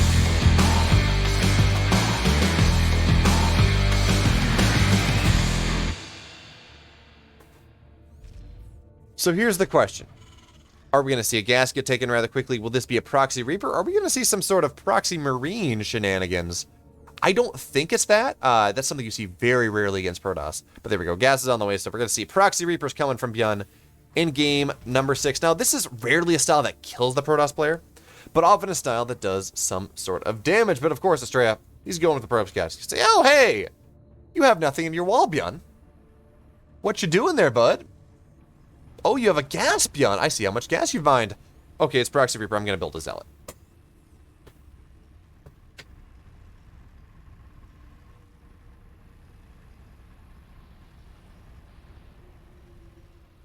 So there we go. It's going to be Zealot into Stalker or an Adept, personal preference. Generally, it's an Adept, but you can never know. And Astrea is just going to go from there. Now, he's not going to take his Expand all that quickly because, once again, he needs to be able to defend the Reapers that are coming on out here. But this is really going to turn it into a game of execution.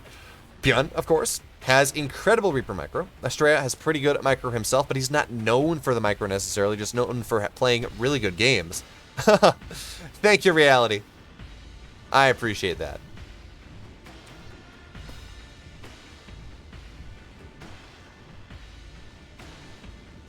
So actually, I actually really like this. So the Zealot's gonna not sit there and defend.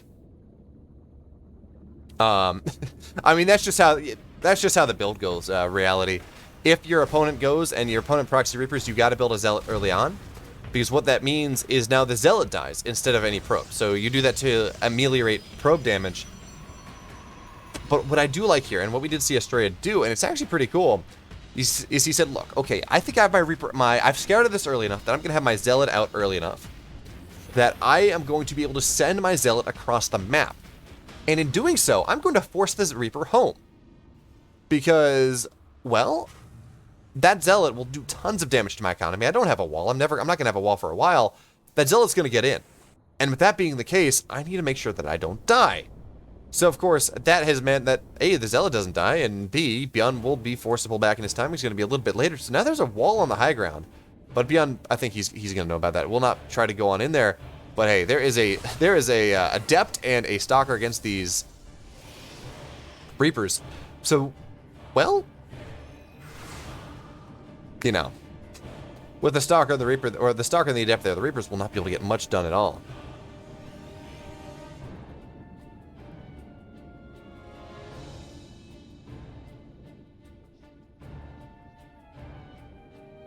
So we'll see the Reapers scat up on the high ground. I think I see nothing. Wait. Okay, you can't. I was like, there's no way you can grenade over that. No, there's not. But I could get excited, right? I could get excited. As now the Zealot will show its face once again. But hey, there's a Cyclone. It's not going to be all that impactful. Oh, 2 Cyclones. Okay, so there we go. Third command center come on. Look, BYUN lets the Zealot in just to make sure that it dies. Okay, so 2 Cyclones, a tank. We're going into a Viking here. Is BYUN just very paranoid of some sort of Stargate follow-up? Or is this BYUN going for some sort of mech opener? Now, I would perish thought, and I mean, I don't think it's all that. I wouldn't think it's all that great. But no, there's no way, right? No way this is mech. Yeah, there we go.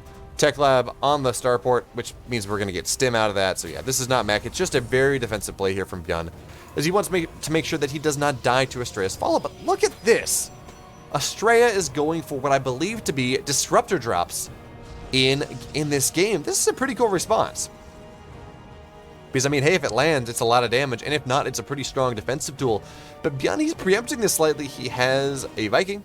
He has a couple Cyclones. That means that any sort of Warp Prism, even if it's a Speed Prism, if it tries to go on in, will just get shot from the sky.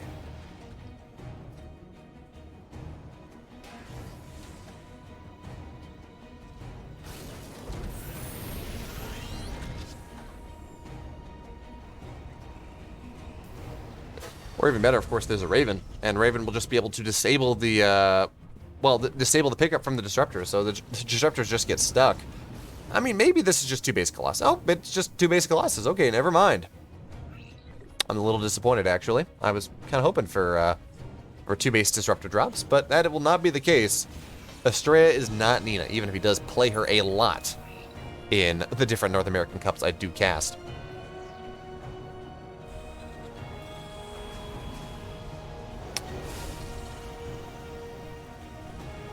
See, BYUN was very quick into a third base out of that proxy.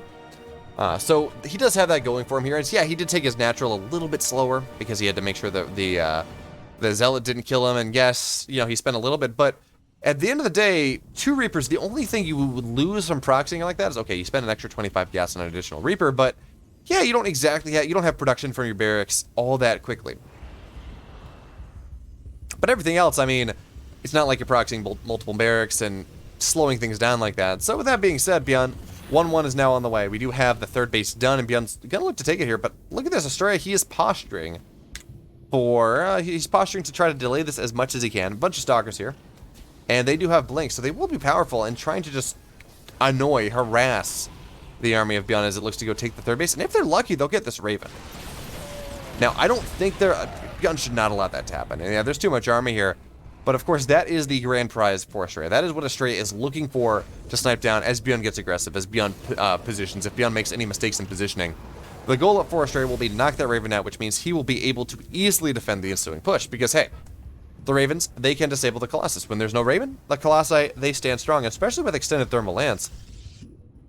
Actually, look at this. Yeah, Astrea, he's doing the stats thing. He says, okay, you know what, BYUN? I think I have a really good army. And I think I want to fight you in the middle of the map.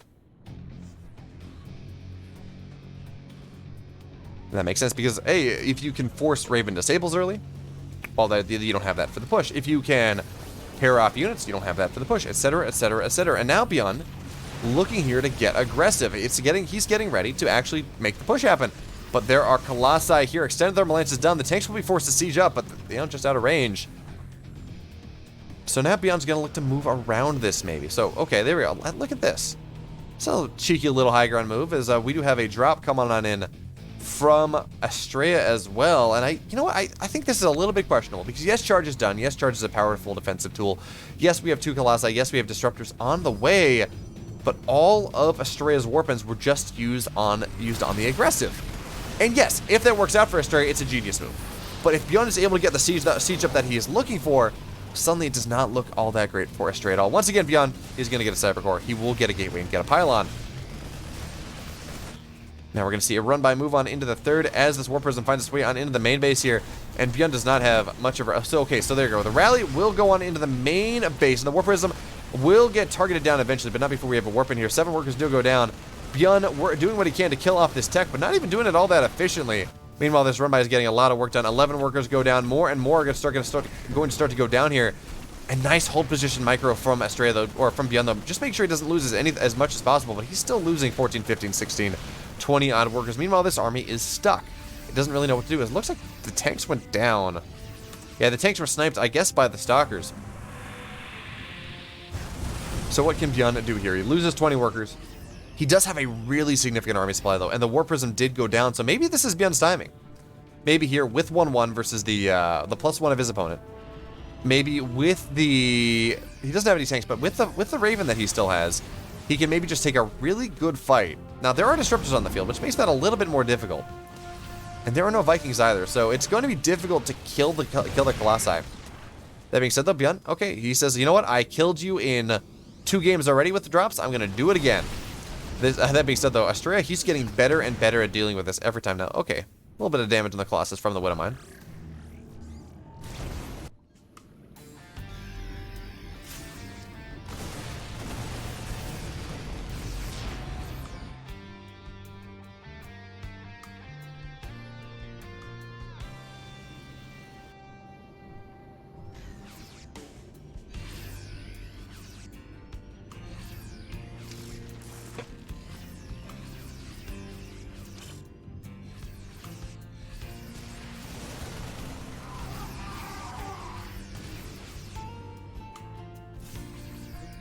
These random Widowmines have actually been really valuable. Oh, BYUN, he's going to find a portion of Astrea's army here on this side of the map. And okay, we're going to see some disruptor balls go out, and it's not really going to get a whole lot done. But now BYUN is going to take a fight on the right-hand side, and Astrea not really paying attention, not yet. So 1 Colossus will get disabled, but only 1.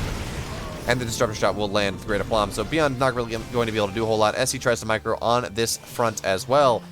And beyond that supply lead he had, it's not really there anymore. 86 army supply to 91. Astrea is getting on into 3-2 rather comfortably.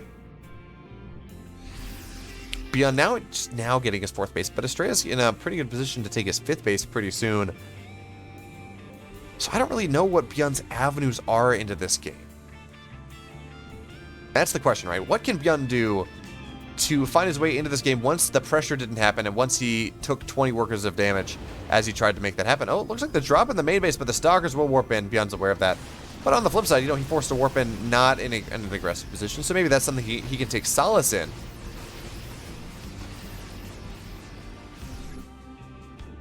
But look at this. We have the tech army of Astrea on the right-hand side, the gateway army on the left-hand side, and both of these fight pretty well at the moment. Yeah, they do have they are at an upgrade deficit for just a little bit longer. But BYUN actually going to stim on in here. He will get 1 robo, and that's going to be rather nice.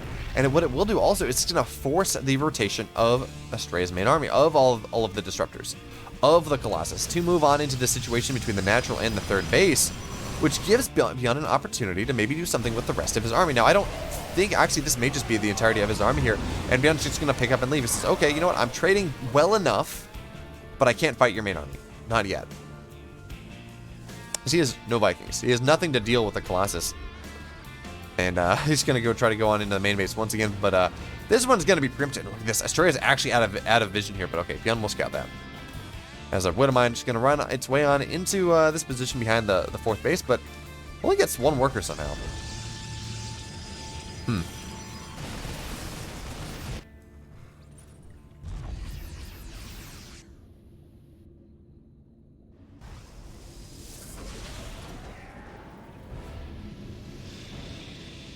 Alright, so now BYUN just about has his planetary. He is on income parity once again, plus or minus just a little.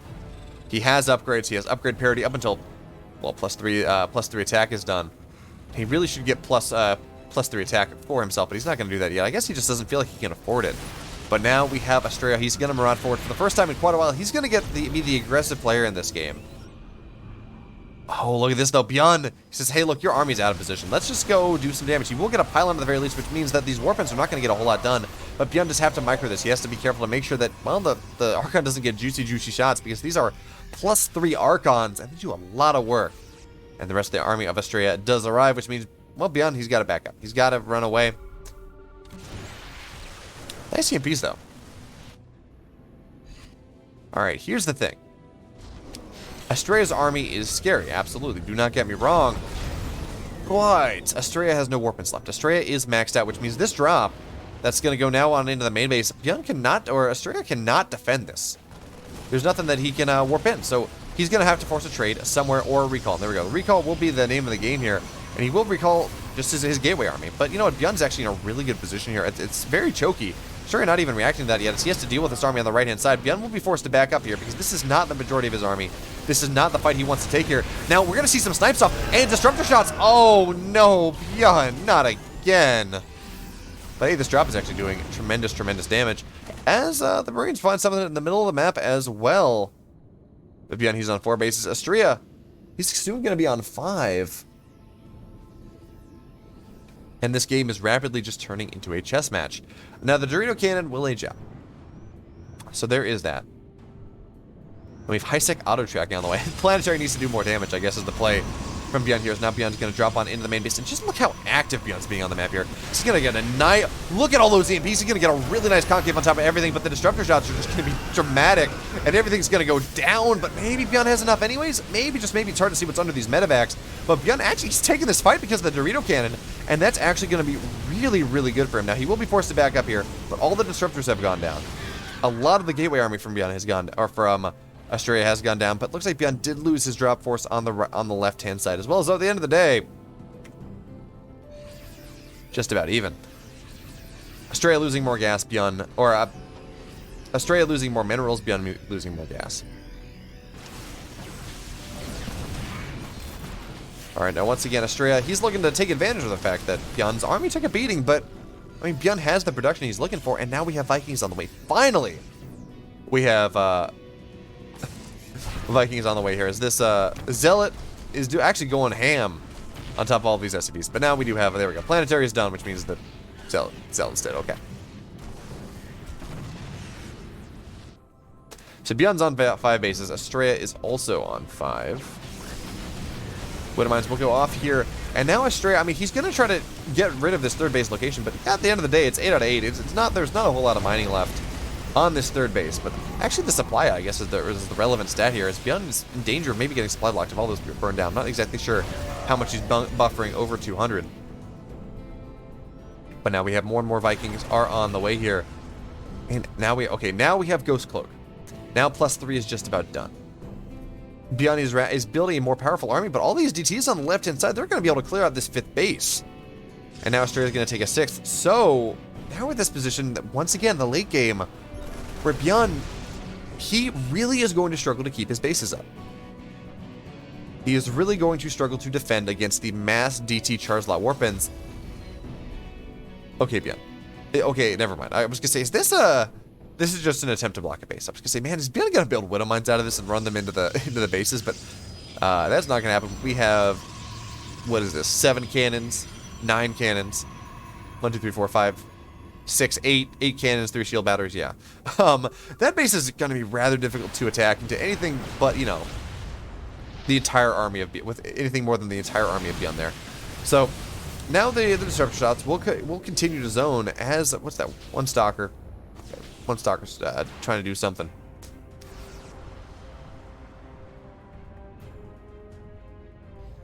There we go. That stalker should get taken out. There we go. One marauder versus one stalker. Who wins? The marauder does. But now BYUN, maybe he's found an opening here, and he will target some of these disruptors. Then 1, 2, and he will be forced to back up. That is the splits I like to see. BYUN not overcommitting onto the disruptors this time. This time he won't do so. And hey, he's gonna find the disruptors again. There we go. So this means another disruptor goes down, a second disruptor dies, a third one. All the disruptors that were there are pretty much dead. And maybe this is actually a really good fight for BYUN here. Now, it's not the entirety of his army, but it's a good portion of it. Colossi are getting shelled away, but the Vikings are not really taking the best fight. They don't have any sort of Viking upgrades, and the Stalkers are doing a really good job of targeting them down. And look at this. I mean, we have 7 cannons. 7 cannons at these bases. Astrea making it rather difficult for BYUN to actually tack on into any of them.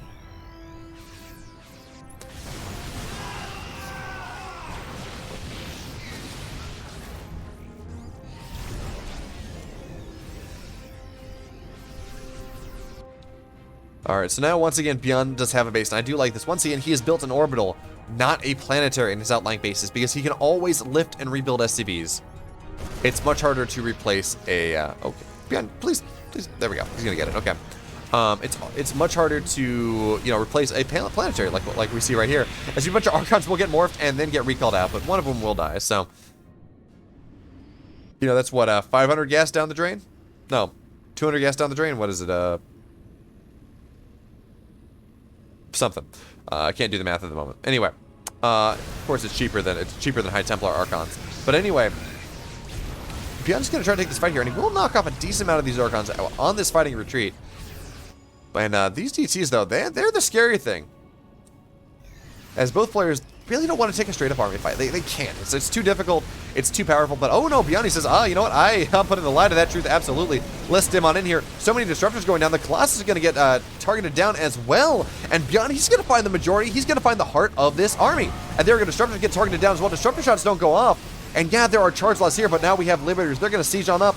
And yes, Astrea is going to try to take this base out once again, but he can just lift. Doesn't really matter. Yes, losing SCVs is annoying, but there are enough mules on the map that it's not that big of a deal, as this base from Astrea will go down. BYUN, though, he's going to look to try to get more than that. He's going to try to get the tech bounty here, as we're going to see some snipes on Colossus, of all things.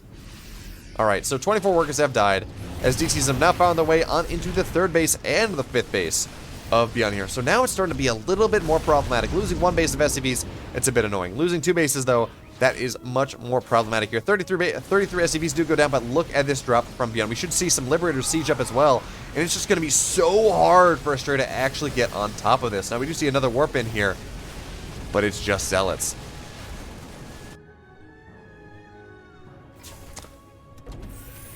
All right, so BYUN, yeah, he's content to do a ton of damage to the production here of Astrea, which means as the game goes more prolonged, I mean, there's just less production.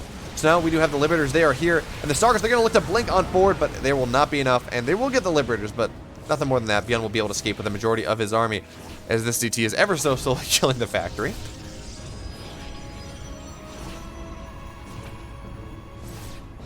All right, so where are we at this point? BYUN at 34 workers. Astrea at 76. Astrea with a massive income lead for the moment. We do wait for more and more and more mules to get dropped. Is there a lot of orbitals on the map right now? Okay, BYUN, you're gonna scan that? There we go. There we go. But also, really, look at this positioning from Astrea here. So, he has the main army in front, but look how far back the disruptors are. He realizes that BYUN just wants to stem on top of that and go and just kill all of it off. So, if he can keep the disruptors back, he's going to have a much better shot because, well, just BYUN's playing really aggressively. He's diving on top of the tech. All right, so now we're going to see disruptor shots go off because BYUN, well, he's killed the rocks. That gives him another attack avenue. But once again, Astrea, he's got so many DTs. It's what, 17 DTs? Something like that? 13 DTs. Okay, yeah, that's 12 across. So 17 DTs coming on in here. Or sorry, 13 DTs, and they're just going to look to eviscerate this mineral line. There is no protection here. SCVs are just going to have to get pulled, and the orbital has to be careful as well, so it doesn't take too much damage. But now we have this planetary on the right-hand side. So many orbitals, and the DTs, they're just going to run away. BYUN, once again, in a bad economic position, and this is why Terrans just feel so bad about the late game. You just mass blink DT, and it just gets so hard to fight, but oh, look at this. Disruptor shots are going to not really land all that well. Splits are decent from BYUN. They're playable from BYUN. But now DTs are going to go on in once again. This time, though, I don't think it's going to be enough. But, of course, Blink is still off cooldown.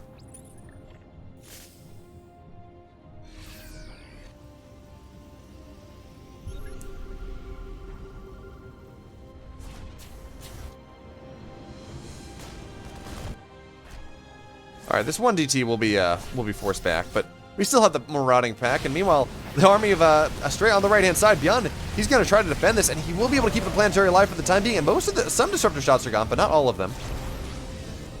And you got to remember, yes, BYUN is down in supply, but he's not down in army supply. He's not necessarily down in army tech. I would like to see some more liberators, though.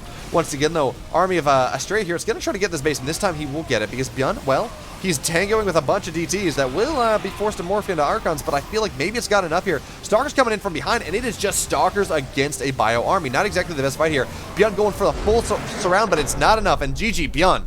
He's going to tap out Astrea. It's going to tie things up. It's a best of 3 now.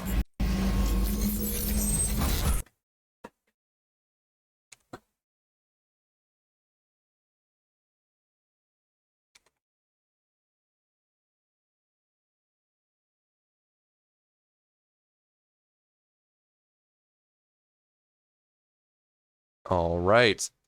Oxide will be our last map of the best of 7 portion of today's events, because after that, all maps are open. I don't know if players get bans.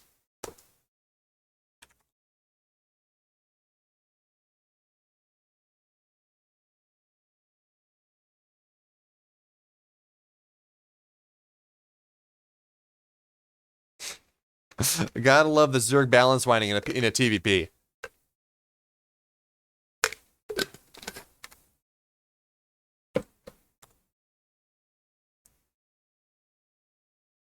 Players complaining about Zerg in a TVP.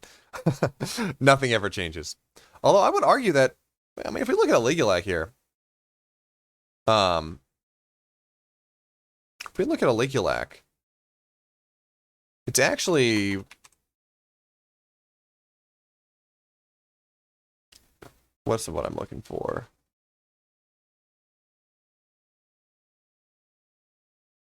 That's what I'm looking for. Zerg is actually the trailing race right now. Yeah. Zerg is, in January, Zerg was the worst race in Pro Play. And Protoss was the best. So, take that as you will. Part of it is stylistic differences. Part of it is, maybe some balance issues. I don't know. Void Rays are powerful. But anyway, we're now sitting here. It's Game 7. It's a tied series. Let's get on into this.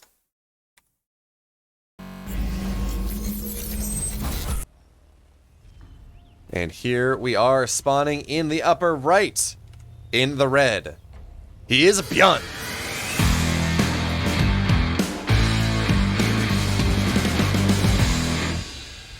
And the bottom left, in the blue, for Alpha X, he's Astrea.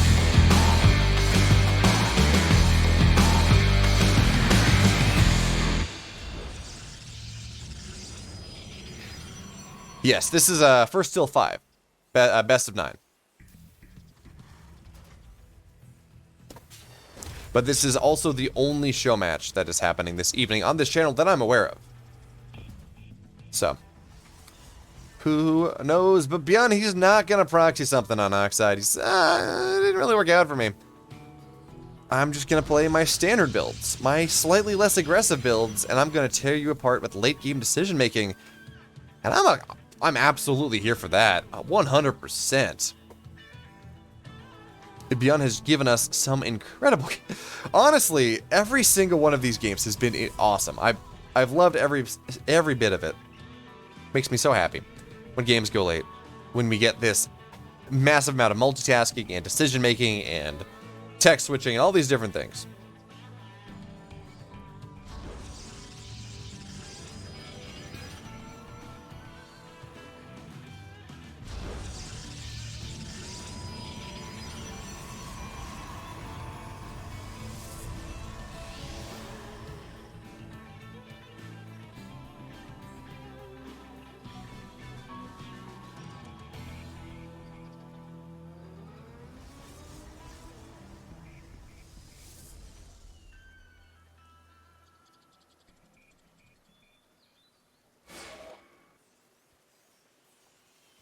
So BeoMulf once again going for... no, he didn't. Once again going for the high ground command center here. And a 1-1-1 behind. I guess he just doesn't want to have to deal with having to get that bunker too early. And doesn't want to deal with the adepts that will find their way onto the other side of the map and get something. But this is interesting. High ground command centers are really rare. In the matchup, well, in any matchup, but this one in specifically.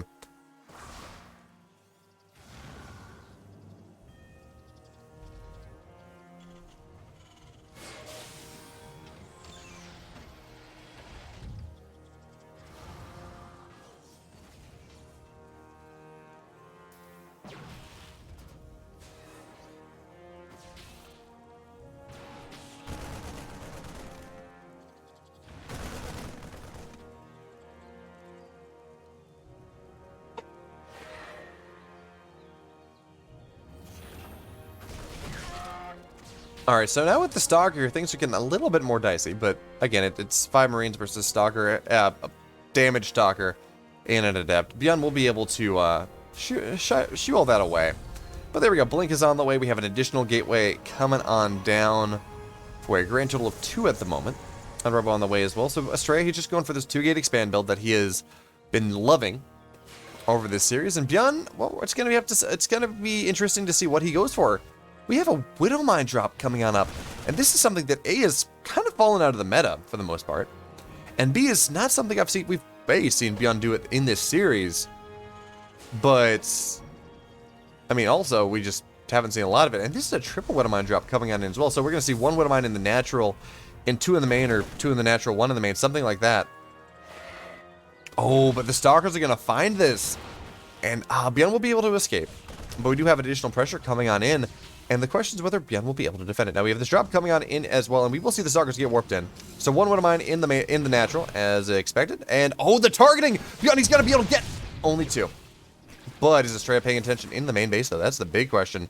BeoMulf's gonna be able to get a decent target. Oh, 4 workers. I mean, still that's non-zero.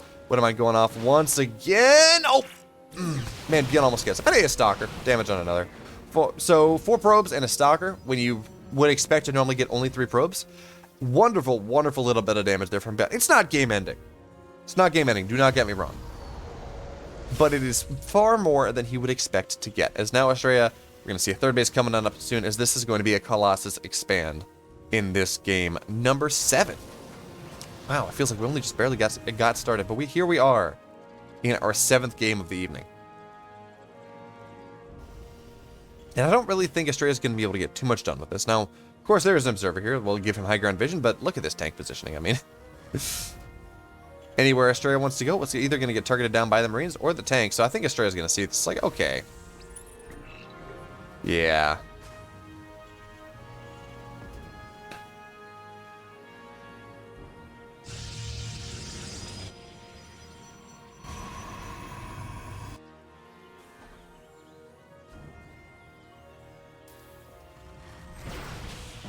All right, hey. Well, you know what, Astrea, he's going to be able to maybe kill a supply depot. That's not nothing. It's going to put BYUN closer to getting supply blocked. But look, the third command center is just about done. We have more, yeah, it's not. No big deal. But hey, 100 minerals. It's non-zero.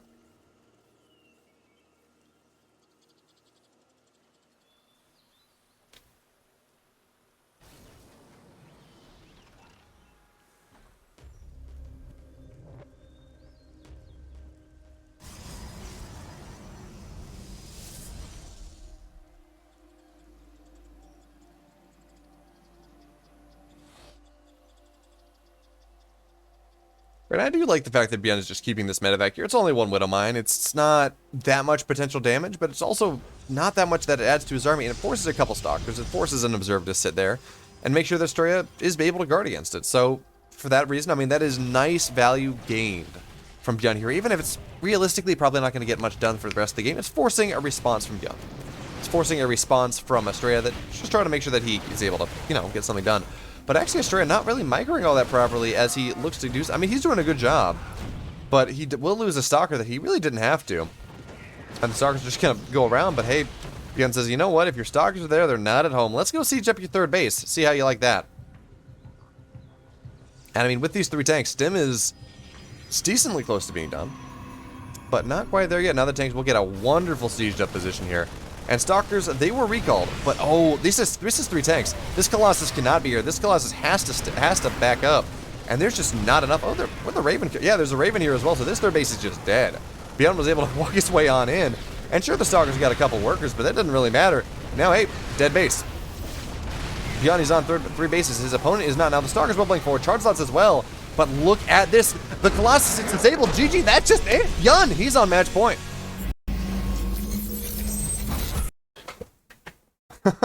Well, that game ended rather suddenly. Rather suddenly indeed. And now here we are. We're on match point. We are going into game number 8 of the evening. And Astrea, it's his map pick. Now, as a reminder, this is a best of 9. There are only 7 maps in the pool.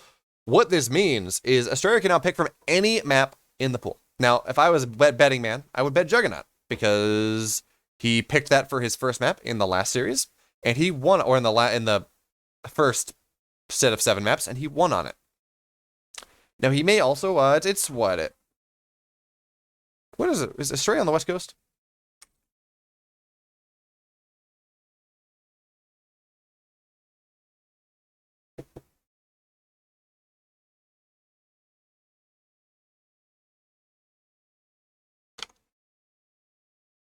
Well, anyway, it's somewhere between, 11 p.m. and 2 a.m. So it's either late for Astrea or not at all. Not really sure. We're finding out.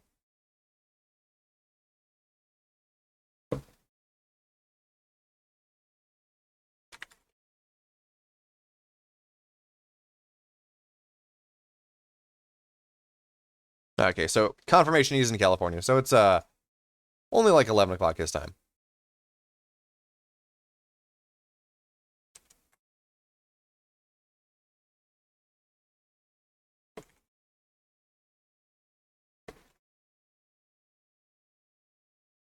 And I was wrong.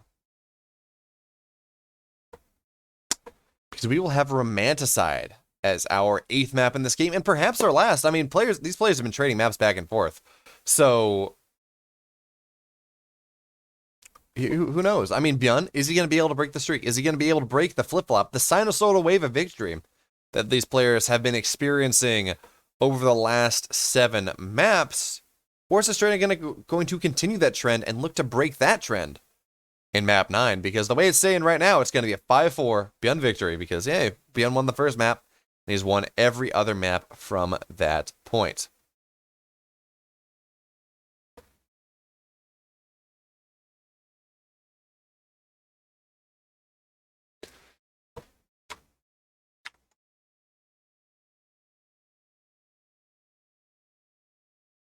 But hey, we're loaded into game number 8. Let's hit it. Spawning in the upper left. He's back to the wall here in this best of 9 from Alpha X. He's Astrea.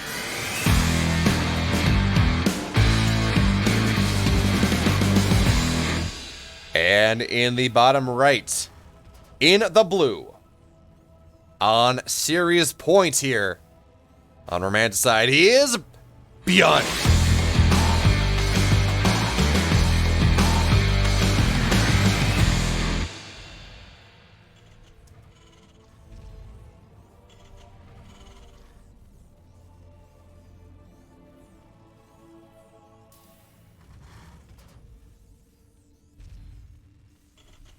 So we got something a little bit juicy coming on up in this 8th game in our series. As I'm looking at chat, and it looks like someone in chat is realizing that BeoMulf is doing something crazy even before BeoMulf does the thing. So I don't know, maybe he can tell from the future, because I'm in game and I saw someone say, "Oh, you're 4-3, you're good, you don't need to do that." Before BeoMulf drops the double gas, and we're gonna see a 1-1-1 most likely coming on up here. Maybe a proxy starport. This may be some sort of Hellion drop build. But the extra gas is going to allow BeoMulf to get into his tech a whole hell of a lot faster. And we're going to have to see exactly what he wants to go from there. Now, meanwhile, Astrea going for a gate expand once again. But look, Astrea, he's learned his lesson. He says, okay, you know what? I'm not really going to go and put my gateway in my Cybercore and block the Reaper, because BeoMulf hasn't really been going for Reaper anyways, and I don't enjoy losing my Cybercore and losing my ability to build Stalkers 10 minutes into the game, so I'm going to put it in my main base. It's going to be fine. Twitch chat is Grandmaster. Afrika chat is Cero level. That is... I love it.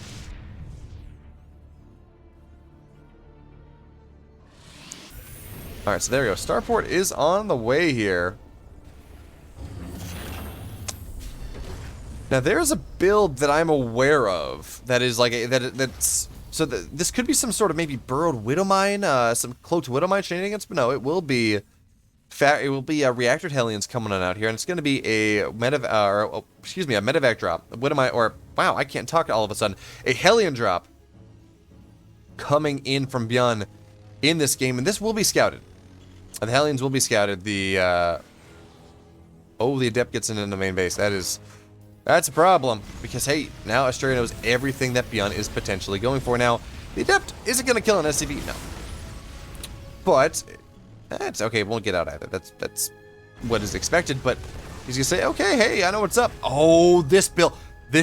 Never mind. I know what's happening now. This build is something that Cure used to absolutely smack Zest in the King of Battle qualifiers a couple months ago, and has been iterated upon since then.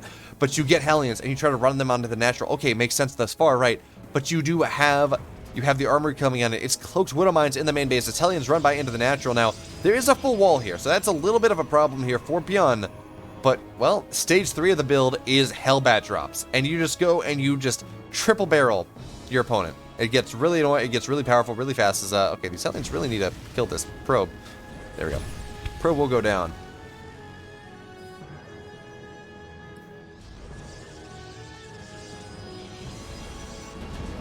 Alright, so Hellion drop now on the way into the natural.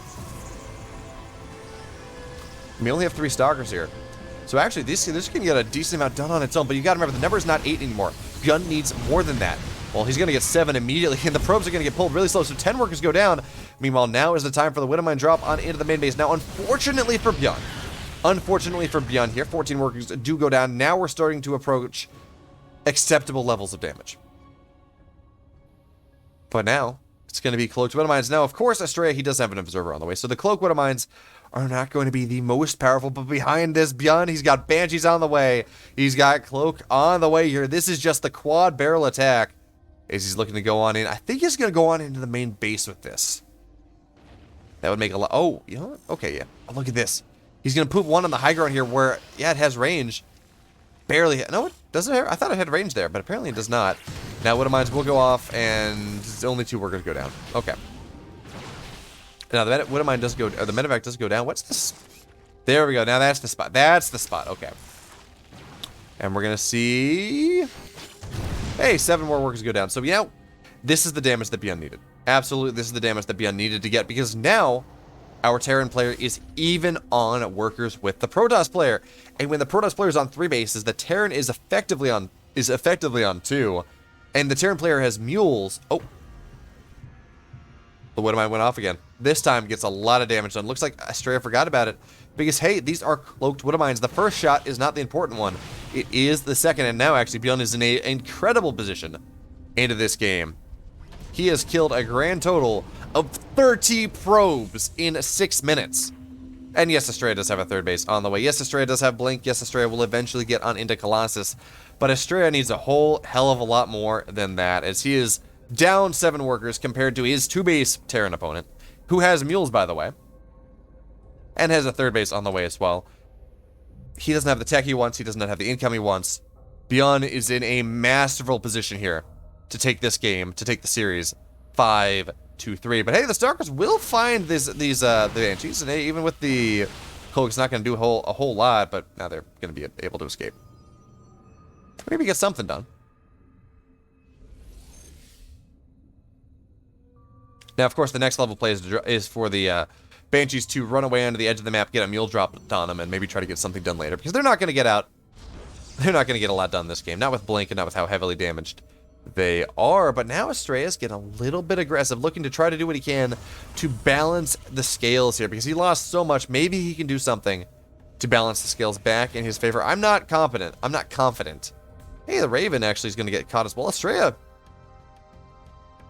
Okay, the Observer did see that. It's like, is Astrea showing some incredible star sense? But he saw that. Okay, so that's what happened here. Now the Raven is trying to escape, and ByUN's gonna get out. ByUN's gonna be able to escape with this Raven, which is absolutely insane. This should not happen. But hey, what is this Disruptor doing here? Not a whole lot. Okay, Raven gets out. The Banshees still doing their thing, and this one Disruptor. Interesting. I think this was misrallied. I don't think there was the intent to send a Disruptor across the map, but hey, a little bit of damage on some static defense never hurt. But now, finally Astrea has a worker lead. But I mean, look at that lead ByUN had. It's turning itself into a massive army supply lead. It's going to get even bigger here as the production is now finalized. Third base on the way now. ByUN starting the fourth base as the third base goes into position. ByUN, once again, he has the economy, he has the tech, he has the army supply, and he has, well, he doesn't have stim yet, so it's going to be a little bit tricky to take this fight. There are a lot of Stalkers here, and they do have Blink. But with the tank here, yeah, Astrea will be forced to back up. 1-1 is just about done. Stim is finishing up, and the third base of ByUN is now on location. And the Banshees, they're still there. Alright. Is the Raven going to kill this Observer? No, it's not. ByUN doesn't care about it. Not enough. Because now it's time to get a little bit aggressive once again. Oh, ByUN actually will kill that off. Observer does go down. Now we have Stalkers in the middle of the map, looking to try to delay this push as much as possible, because this is a terrifying Terran army here. 3 tanks. Raven. Oh, the Raven's going to go down, though. ByUN getting a little bit sloppy. Two Stalkers for a Raven. Absolutely. A worthwhile investment. 100%. Alright, you know what, actually? This push may be the catalyst that ByUN needs to actually get something done with these Banshees. As now the Disruptors will show up, and ByUN will be forced to stim out and back away, but only one tank does go down. This Disruptor shot's going to look to get a little bit more, and there's just too much here. Now, that being said, the one Disruptor does go down, but yeah, ByUN does not have enough to make this push happen. Not really. But I mean, he's kind of okay with that. He's taking his fourth base. He's ahead on base. He's going to be ahead on bases on the Protoss player. And he has vision on the high ground, which means tanks are going to be able to shell away at those shenanigans. Alright. Astrea, fourth base, is going to get started. But ByUN, he's already floated his fourth base on there. He's going to be in a wonderful position. As I keep saying that, but it's true. Now, surprisingly enough, ByUN has not really put himself in this position where he has a massive army supply lead, as one would have expected, but instead he is invested into production. He is invested into economy. He's invested into these things that will pay dividends about 2 minutes later. I think the time we're looking at when he's going to be massively ahead in supply is going to be about 12 minutes on into this game, when the income from the fourth base really comes to fruition. But now, well, Astrea says, okay, look, the pressure's not on me in the middle of the map anymore. Maybe I can get something done. Maybe I could claw my way back into here. Maybe I can do some equalizing damage. So we do have, we do have some Zealots on the left-hand side, and I do like this decision from Astrea, by the way. He said, you know what, Colossus, your standard bruiser army, is not going to be all that impactful. Oh, Astrea. Is he going to find this drop? No, BYUN paying attention. Okay, good. That was almost a game 9 drop right there. But anyway, Astrea's going to look for this, but instead BYUN hasn't loaded, and that just means that BYUN's going to trade really nicely. And now we're just going to have a drop on it into the main base. Now, there is one Stalker here, and the low medevac is going on first. So one medevac goes down immediately, but now we have a big drop coming on in. Now, these medevacs are going down as well. BYUN being a little bit sloppy with his medevac control. But hey, what are all these Marines doing? Don't really know. Banshees, they're going to do something as well, cloaking on up. And 11 workers have already gone down, but now they're going to try to find their way on into the main base. Now, there is a recall, but hey, Banshees, that means they can do stuff in the low. They're just going to get a bunch of disruptors. Okay, no, they won't. Never mind. Stalkers will blink down. I was really excited. I was like, oh, Banshees, they'll be useful. Banshees were not useful. Spoiler alert.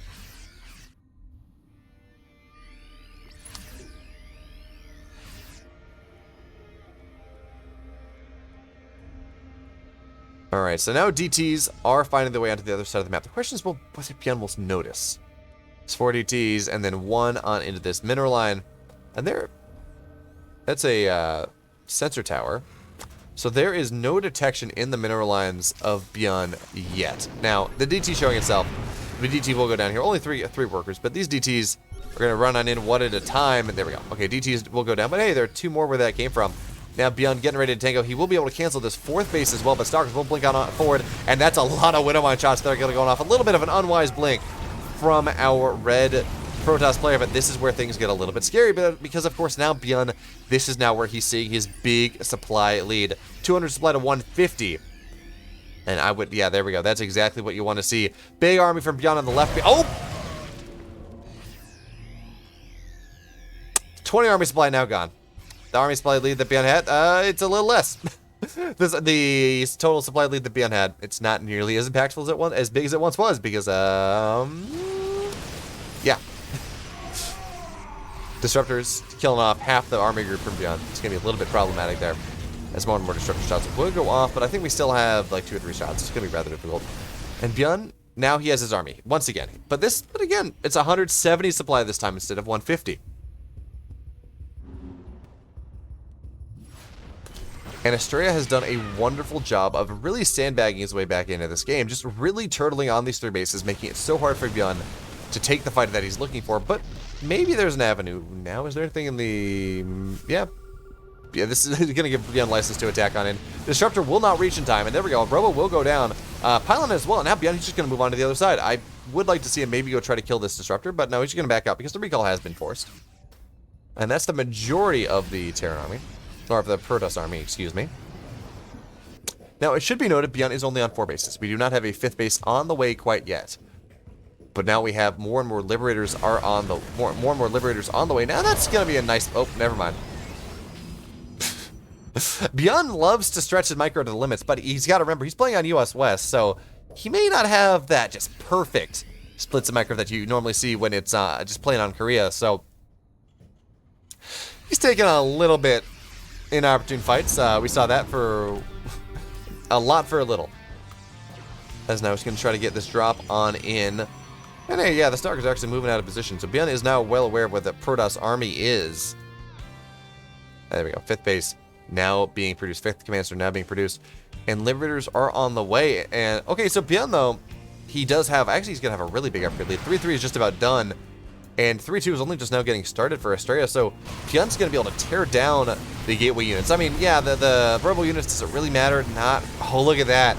BYUN, he's going to try to top of it, dodge the disruptor shots, and actually doing a really good job jumping on top of these disruptors, dropping on top of them. And 2 disruptors will go down immediately, and now here's the question, can he get the base? It looks like he will be able to do so. Not a lot of Blink Stalkers, so do not fight this Bio army all of that well, but no, the Stalkers will blink to the side. They will be able to kill that Liberator off. But not before 10 workers go down, and the base takes a good amount of damage. So a follow-up drop from BYUN may be able to clean that off. All right, more and more command centers on the way here for BYUN. 200 supply to 150. But Astrea is doing such a good job of hanging into this game. Yeah, he does not have the base count that he would really like, and yeah, he's down on upgrades. But Blink Stalker Disruptor is a wonderful comeback force. That being said, though, there are no disruptors here on the right-hand side. There are no disruptors on... Are there any disruptors? Okay, now they're coming on in. So actually, well... Blink Stalker Disruptor is a powerful force, but not just Blink Stalker. Only 2 Disruptors on the map. And yeah, maybe it's going to be able to kill this tank off eventually, but that's going to be it. Oh, BYUN's going to stem on forward. And it's going to be a trade for a trade here. So we do have this drop on into the natural as well. Looks like BYUN was able to drop a scan, deal with the DTs that were there defensively. And now we're going to have the army move on forward. But this is a tank Liberator with +1 Liberator. So you can't take that fight. This is just BYUN taking good trades as the army is on hold position. Astrea trying to micro what he can, but it's not going to be enough here. Now we have the Liberator line sieging on forward once again. Now it looks like this drop was cleaned up, but 9 workers have gone down, and more Disruptors are going to look to take their shot. But it doesn't really matter. Not at the end of the day. At 126 supply to 177. The 4th base will eventually go down. There it goes. Now it's going to go down. And this Liberator Death Zone is doing so much here. We did have a flank come on in, but didn't really happen. Widow Mines did so much. Now Astrea, he's sitting here half the army supply of his opponent. He's down in economy. He's down in upgrades. He's down in everything. And it's going to have to be Blink TTs. They're going to have to be the name of the game. But they will just not get enough done here. As BYUN, he's taking his 5th base. He does have a planetary on down, and it's just continued rallies from our blue Terran player. And you know what? Astrea, BYUN, they were trading back and forth to such an incredible extent. But I think at the start of this game, I said, yeah, I'll buy a 5-2 and I'll buy a 5-3. And that's exactly what it looks like we're going to see here. BYUN on victory's doorstep here in this game number 8. He's looking to find that one final fight that's going to edge him into victory. Now, Astrea, I mean, he still has an opportunity. If he can take some good shots like that, if he can keep doing that, making those trades with the Disruptors, he's still in this game. And you know what? How many DTs are there? All right, so suddenly it's only a 20 armor supply deficit, not a 50, but BYUN's going to stem on in once again. And again, there's more where that came from. You got to do more than just take a really good fight. You got to take an exceptional one, and BYUN's not letting that happen. Now the DTs, again, they're doing really good work. Oh, DTs are outside of the scan range, so this entire army will go down. And the supplies have dropped precipitously. Astrea, he has his 4th base just about up again. And it looks like he thinks he can get aggressive here. Now it's a planetary. There are ranged Liberators. I don't know about that.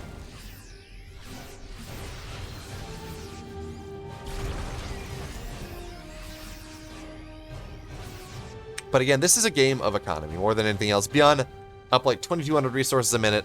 They've traded roughly evenly. Astrea's kept that slight income deficit from the start of the game where he lost 30 probes. But seriously though, what a game Astrea has played. I mean, yes, is BYUN still likely to win this game? Yes. But what a game Astrea has played.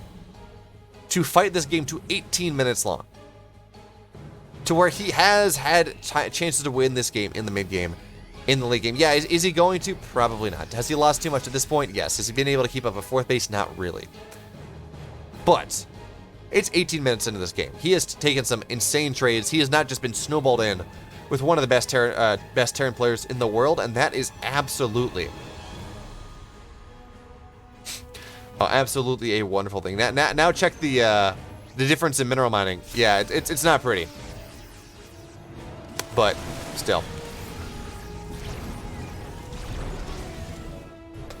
I think we're finally hitting critical mass here. As BYUN, he's got pretty much every base that he can realistically be expected to take. But hey, DTs are doing good work here, so they're going to look to blink on... No, they're not. Okay. 7 workers more go down, but again, BYUN, he's on 67. He can kind of afford to lose that. And he's now... he's tripling the army supply of his opponent. And I think BYUN at this point, he's not going to fall victim to that. Blindly running high ground, low ground with no vision, and getting evaporated by some disruptor shots. I think he's learned his lesson from how many times this has happened in this game.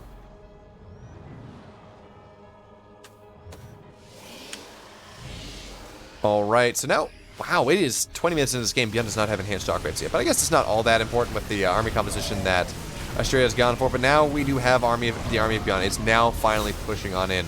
Army of BeoMulf on the left-hand side as well, so it's going to be difficult for Astrea to defend this. He has all of his disruptors on the right-hand side, and maybe that'll help him. Maybe he has enough to just kind of continuously toss Novas out and get work done, but the arm on the left, this is what scares me, and this is where it's important for Astrea to hold, to be totally honest. He has mined out most of this base anyways, but he cannot afford to lose the 4th, and it looks like he will do so as BeoMulf now going to stem on in. There's just no splash damage on the left-hand side here. BeoMulf will be able to remove most of this army. Now disruptor shots are going to come on in once again. So sure, some Widow Mines will go down, but BeoMulf is just going to be able to micro away from that. Liberator's firing strong here. Now Stalkers have found a location, which means the Liberator does go down. But now the drop is here. 15 workers have died. There is no mining on this base. There's no mining on the other one. BYUN's just going to pick up, and there we go, pick up and drop. And now these disruptors will all just get targeted down. Now, nice disruptor shots once again. BYUN's finding it really hard to end this game.